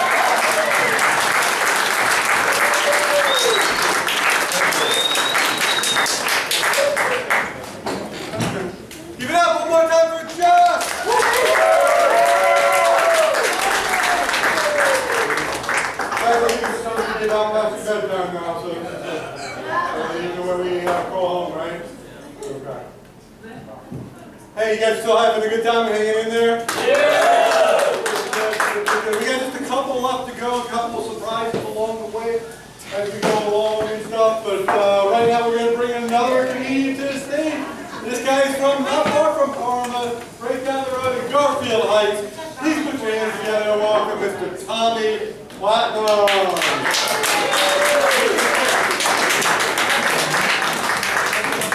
Yeah, I'm not going to be a hero, you know, I'm trying to fall down the steps, you know. You must be.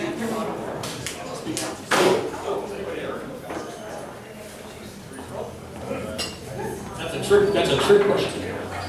Yeah, so it must be like old fart night tonight, because I'm like the fourth person being up with those stairs. So bad news, you know, the guy before me is old versus young, so this is worse news. Most of my routine is for older people. I'm a corporate comedian. So I work in boardrooms and HR departments, and I'm a corporate coach kind of a guy who's consultant. So I'm gonna try to make it younger, because I have to deal with a lot of young people, right? There's more young people now than old people, right? We're starting to fade out. So I'm trying to, modernize my approach a little bit. Chris has been kind enough to help coach me in doing that and help me with my business. And I'm going to share some of that comedy with you guys. So the deal is let's give you some context. We always talk about taxes and how the rich don't pay taxes. There's only 1% of them, so they can't pay the taxes. And the poor don't pay taxes. There's 1% of them, they don't make any money, so there's this middle class, and to me it's 98% of people. It's most people are middle class. So the same thing goes on with big investing. You wonder, how do corporations even cheat? They can't cheat because the SEC companies got the SEC all over. They can't cheat, and that's true. Small businesses have banks. That's another big group. They can't cheat because the bank watches them. The bank audits them, comes and everything. It's, again, the middle class. They've created a middle class of investing called just private investing, private equity, investment companies, that kind of thing. And these guys are the little bit of the, not the cheaters, because they deal with sophisticated investors, so these guys should know better. But I'm going to put a little twist on it for you. So anyway, these cats, what they do is they use terms like this. If you're going to invest, guys, you will invest if you're not now, don't worry. Look for words like this: pro forma adjustments. What does that mean? It's a fucking lie. They're taking information and they're changing it. They're not following accounting, they're following whatever they want. And now they disclose it in the fine print what that pro forma adjustment is. It's called a little lie in the fine print. Restructuring adjustments. If you're over budget, you put in a restructuring. It's below the line, nobody worries about it. Until you read the fine print. Normalization, my favorite. Well, we're totally fucked up and it's abnormal, so we're going to normalize it. Everything was all fucked up, let's make it a straight line. So we call it smoothing. SEC doesn't let you smooth. The bank doesn't let you smooth it, but everybody knows smooth. And that's where we're getting ripped off. Now I said sophisticated investors, but those sophisticated investors are running, guess what? The largest ones are running pension plans, teacher plans, fireman plans. We got a fireman that did a great job, by the way. I love firemen because they save our life. And, steel workers. My brother's a steel worker. He's an arson worker. It's called Clifton. These cats' pensions are partially invested in these kind of companies. And those companies are not telling the truth. So just beware in your pension. Now, a lot of guys don't use pensions in 401k. We'll talk about 401k briefly. But in your pension plan, if you have one, if you're a teacher, especially a lot of teachers around, my ex-wife's a teacher, a great person, special ed, kindergarten, blah, blah, blah. But they are at risk of investing in situations where the fund manager may know some things that affect them. They also may know some things, like they may invest in things that a public company can't invest in. A company, say for example, that tests live animals for cosmetics. You can't do that with a public company. You'll go out of business. Private companies won't do it because they're socially conscious generally. Entrepreneurs I know are socially conscious. Most of them. There's a middle ground again where they can do it because they're private. No one would know if they had that kind of business. So just be careful in the middle of the road in investing. Invest on this. Here's what you invest in. Here's my answer. Always invest in companies that pay dividends. We used to do that all the time when we were young because you're going to get that money. Companies that reinvest, they'll eventually waste it. Jeff Bezos has already said he expects Amazon to be out of business by the time he's dead. And since he's flying around in rocket ships, that could be any day now. I mean, someone's going to have a better Amazon. Don't worry about it. invest in companies that pay out. Now, Amazon does pay dividends. There's that reinvestment, don't do it. Take your money, put in something else. Here's a truth that an investor will not tell you, all right? You go to these lunches or dinners where they pay for your dinner and they talk to you, watch the chart. Today, if you do a chart, in 1982, the day I got out of college, from 2000 to 40 years, if you were to put it in passbook savings, look it up, it's a true story, make sure you use 82 to 22. If you put it in the bank, you make more money than you were in S&P 500. And that's because of the recent dip. Be careful of charts that start on different days. I start mine at 82 when I started investing. First 401k fund. It ends now. I should have been at Third Federal Savings with Ben Stefanski. I would have been a lot better than watching all this crap. So now let's talk about. Am I good? I'm wrapping it up. That's it. Tell your mom and dad.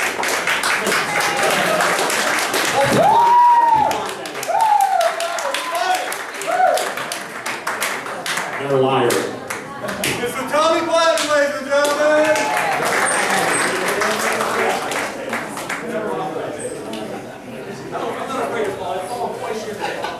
All right, that 10 talks are brought to you by Allstate. Sorry. Thank you, ladies and gentlemen. Thank you. Good stuff. I feel like I've wasted more than money. I've wasted a little bit of time. But we're going to make up for it right here, right now. Are you ready? Because we got our real treat. The funniest lady in Northeast Ohio, like you not, and voted the sexiest comedian in Northeast Ohio. 4 years running. Put your hands together and welcome Gene Pedrigo!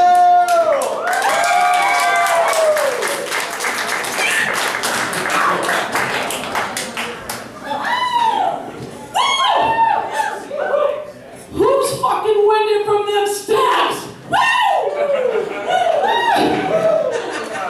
Like, oh, well, hey!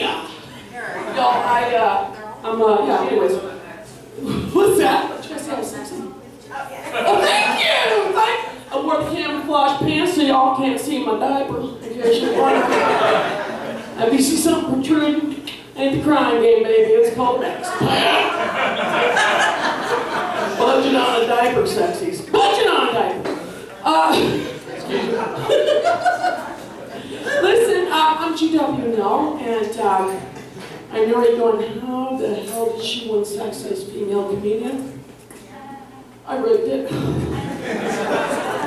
It's my contest. I win every fucking year, I think. I don't know. I'm not listening about sliding, you know? Listen, guys, I just recently found out that I might be into ladies. Please do not rush the stage, anyone. Please stay the fuck seated. Everybody's like, well, what happened? What makes you think you're into ladies, right? And I'm like, you know, every time somebody mentions little Debbie, like my nipples get hard, my panties get wet. I'm into it.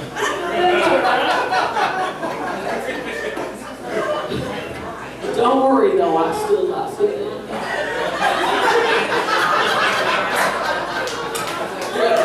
Thank God. I thought she was going to take my man, but woo!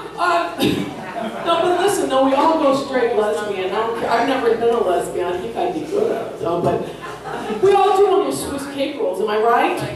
How does anybody eat those bitches? Not like that, do we? We all peel them apart. Hey, ladies, hey, listen, I'm talking about eating them. Hoochie coochie. Anyways, we all peel them around, right?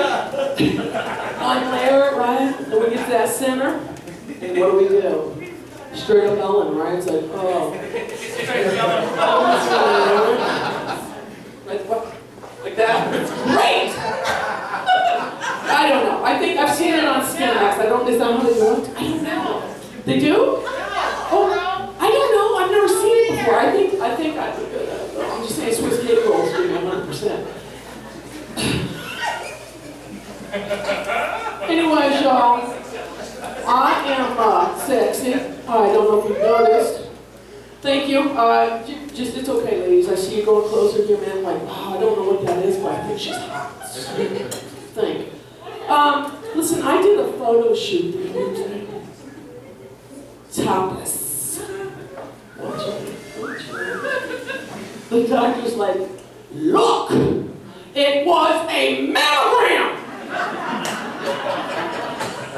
Like, whatever you gotta tell yourself at night to sleep, sugar. Just wanted to see these TikToks, baby. I was like, okay, I'll play urologist. Go ahead. But I'll tell you what, they squeezed about 3 more feet out of these bitches. You're too young. Sir, these ain't balls.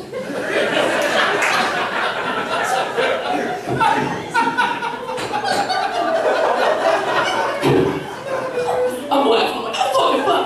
They're bananas. Right next to the old lady gentleman's, huh? Or as the men call it, the meat curtains. Anyways. Let's go on. Look at that. It was like fucking magic, wasn't it? I'm arthritic, so if you guys see me drink my water like this, I'm not trying to steal your man, but could you imagine if I was your waitress? You'd be like, there you go. Pour yourself some neat next. Listen, do any of you ladies here have a dream catcher in your car? Nobody? No, okay. Plug your ears. Plug your ears. No, don't. Listen, this isn't you. Only everybody else but you. If you see a white chick with a dream catcher hanging from her rear view, she's probably a whore.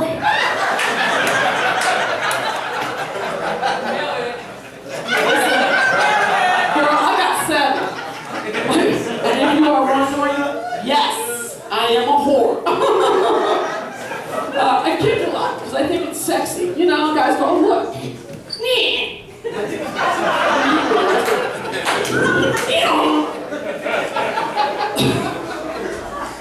Listen now, speaking about whores, did y'all watch that Johnny Depp thing?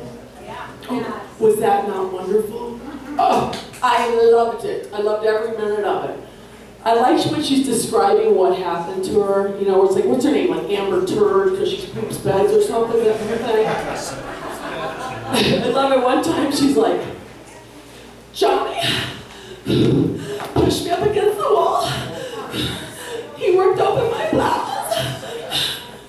And I'm like,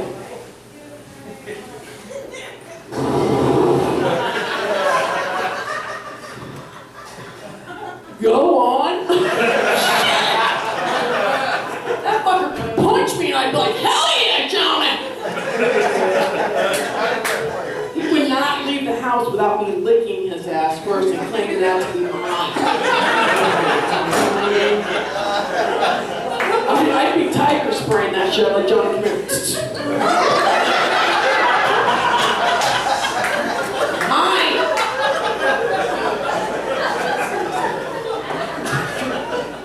Listen, though, I have a bit of advice for that man. Now, this is awesome. Thank you, guys. I swear. It's so much better now they let me out of the place, the hospital. But listen, I have a bit of advice for him, right? Drop the skinny bitches. Okay? Because this fatty can take a punch!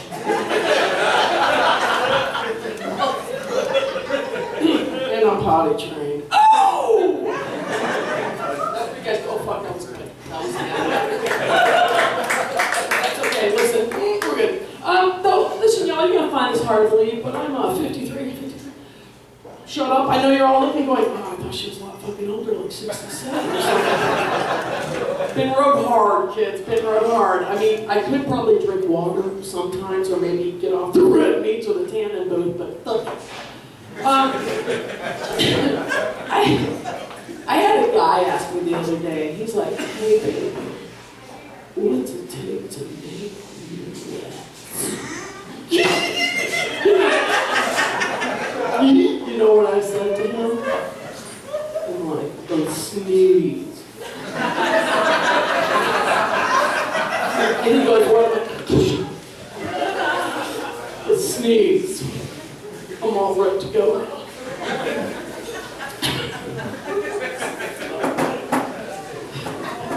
Anyway, so at this age, I will let you know that my sexy panties come in a pack of 20.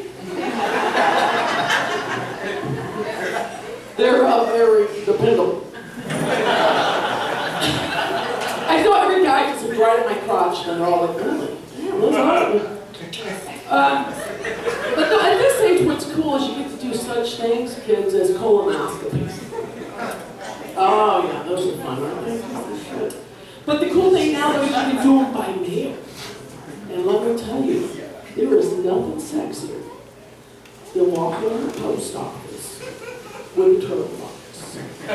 You know what I mean? You walk into the box, Carol, you see it? And you put it up on the counter, and the guy's like, do you get insured that? And you're like, nah! This is some shit!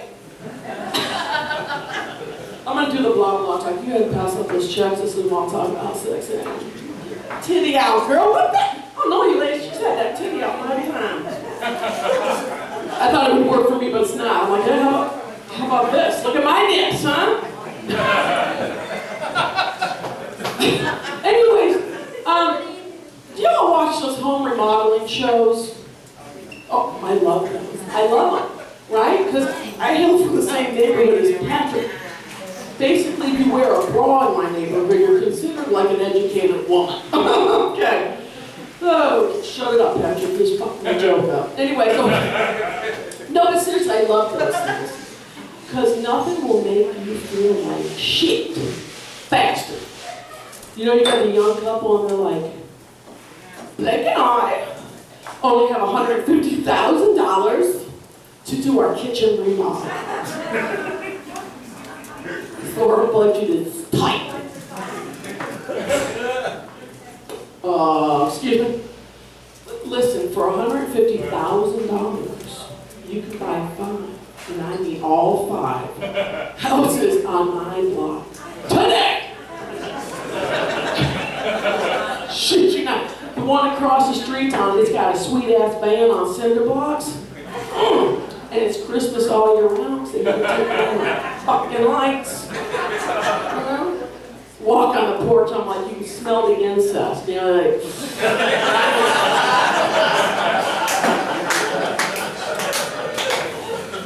Smells good out here, kids. Yeah, like that. But you get another couch for that porch? Fuck yeah, you are. Make sure it's black this time. Anyway, so, you guys are probably going to find this hard to believe, but before I come to a show, I actually comb my hair. I put makeup on. Like, right here looks fantastic. Get a chance later, give yourself a treat. But, like, I literally think I'm like a 7 or an 8. Listen, I know the scale goes to 50, but fuck it! A 7 or an 8, right? I was at a club one night, and one of the comedians comes up to me, and he goes, hey, GW, you know what I like about you? And I'm like, oh, okay. The young one wants to pet the good guy. And I'm like, I don't know, what do you like about me? You know, and he's like, I like that you don't give a shit about how you look.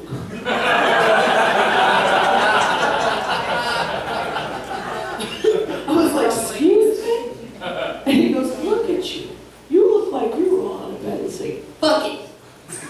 Seize the day. Ain't gonna get no better. And I'm like, listen, darling, you don't have to bully me to get these panties. I'll let you know right now, my rate goes over here.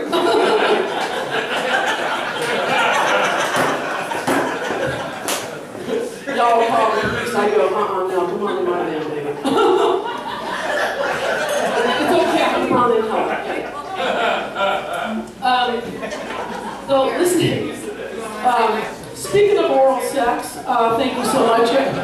I know the guys are going, listen ladies, Don't act like you don't do it because you do it, and if you don't, you guys are gonna want me after this one. Nothing sexier than this one.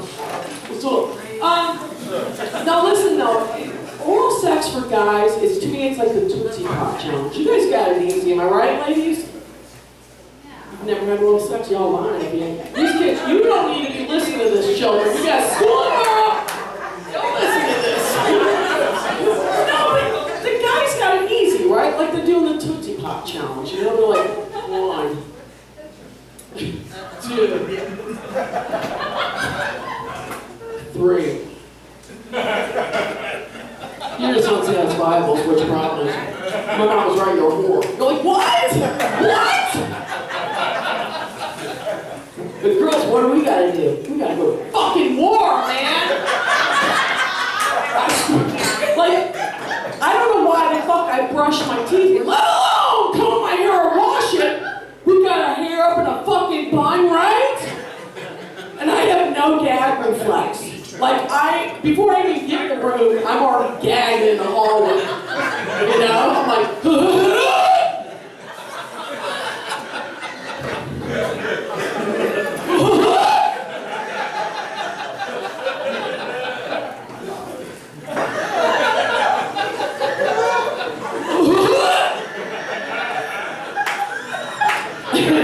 and he's like, hey, lover, you're almost coming in. I'm like, oh, wait there a second.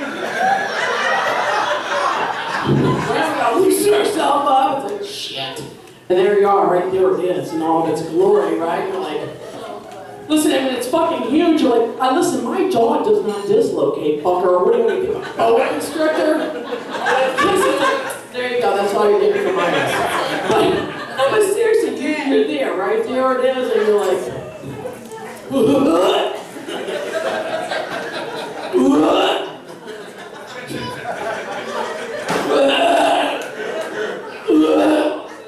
what does he say? You like that? You're like,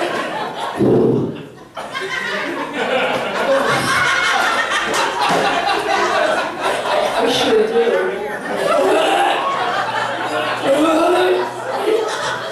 He's like, I'm gonna push your head down now because I want to feel your back and your throat.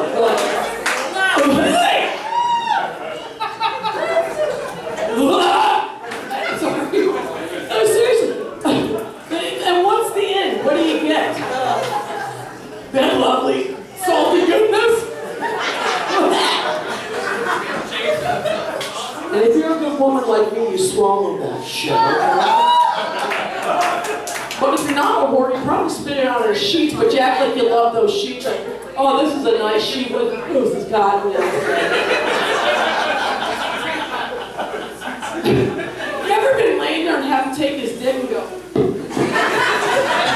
I don't know what I'm having to do next. I'm single.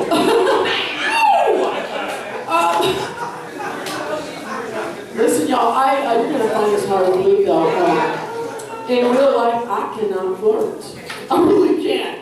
Like, if a guy gives me the come hither look, you don't want to know what my face looks like. Ready? Here's my come face look. Ready?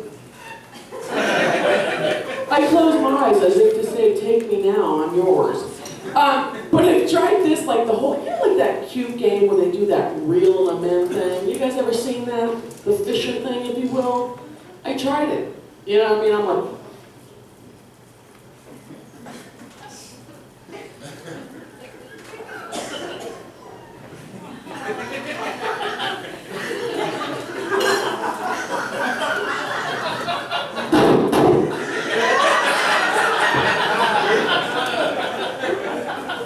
I'm just kidding, it's not real good.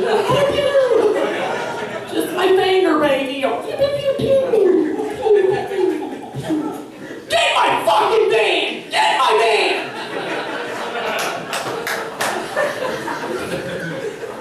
One more and I'm done. Promise. Yeah, thanks, fellas. Get the fuck off the stage for crying out loud. Listen, y'all, though, I don't date. I hunt. That's right. And I have a favorite hunting ground. the Elks Lodge. On Wednesday, spaghetti dinner. Right? You get those old guys all carved up and they're slow moving. And I pull them on that parking lot like a lioness on the Serengeti. And I'm watching, checking out the herd. I'm looking for the weak one. The straggler. And I gotta pounce on that shit before it gets to that little saber. So I pull my and I'm like, hey, Herschel. I got some butterscotch berries up in there. I got a nice hot cup of black coffee. And I want you to look at that TV screen in the back. Matlock. Seasons 1 and 2. So why don't you come around with me, right? And then you can head down to my building club. Because I got all the first 8! Anyway, y'all can't come within 50 yards now of an elk, so I just so weird. But there's a gnats and a moose, so I just don't give me a boyfriend one way or another. Shameless plug, thank you really quick. I have bugs. I hand drawn every one of them with a permanent oil-based marker, and I'm selling them out there in the reference to the Russian joke. So if you want to buy the 10 bucks, you know, if not, I'm going to go home and probably perform prostitution on men in front of the Little Caesars to get me some money. Yeah. I'll probably do that shit for fun. Anything for crazy bread. Anyways, I'm GW now. Thank you guys so much.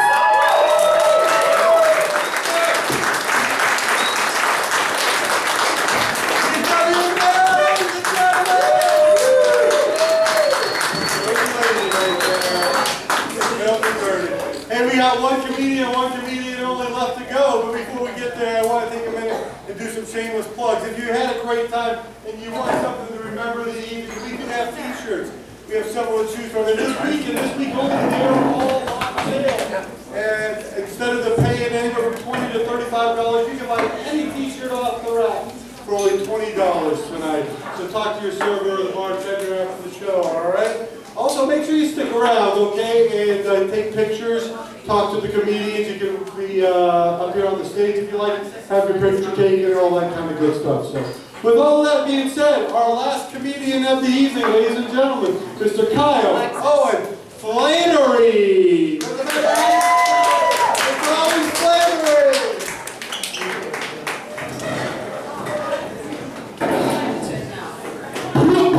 How we doing?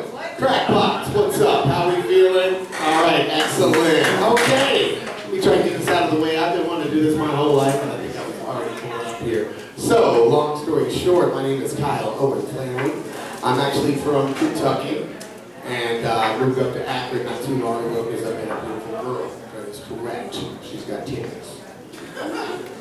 Big titties. So, I know exactly, titties are nice. But anyway, I do come from Kentucky, and actually it's weird that I wound up here in Akron, but I came from a really interesting family. My mom and dad are very successful and whatnot, when they started out as hardcore fucking hippies. You know what I'm saying? Like, titties out all the time, she had armpit hair and shit. Now they're all successful and stuff, but up to that point, there was that time where they were just dirty hippies. And I remember these moments because my mom also was very she didn't have a way to describe things, so she would always say things like, oh, well, that's a no-brainer would be for her. That's a no-boner. And then we'd all stop, and everybody didn't want to tell this bitch that, it's not a no-brainer, or it is a no-brainer, but it's not a no-boner. But Mom, you're probably right. I mean, it's the same thing.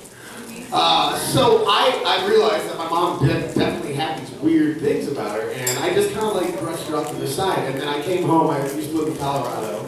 I came home to Kentucky, and my mom's sitting I walk in the room and she goes, oh my God, your father, he just called me. And she like gets the phone out and she's like, oh my God, he just called me. No, I guess he didn't.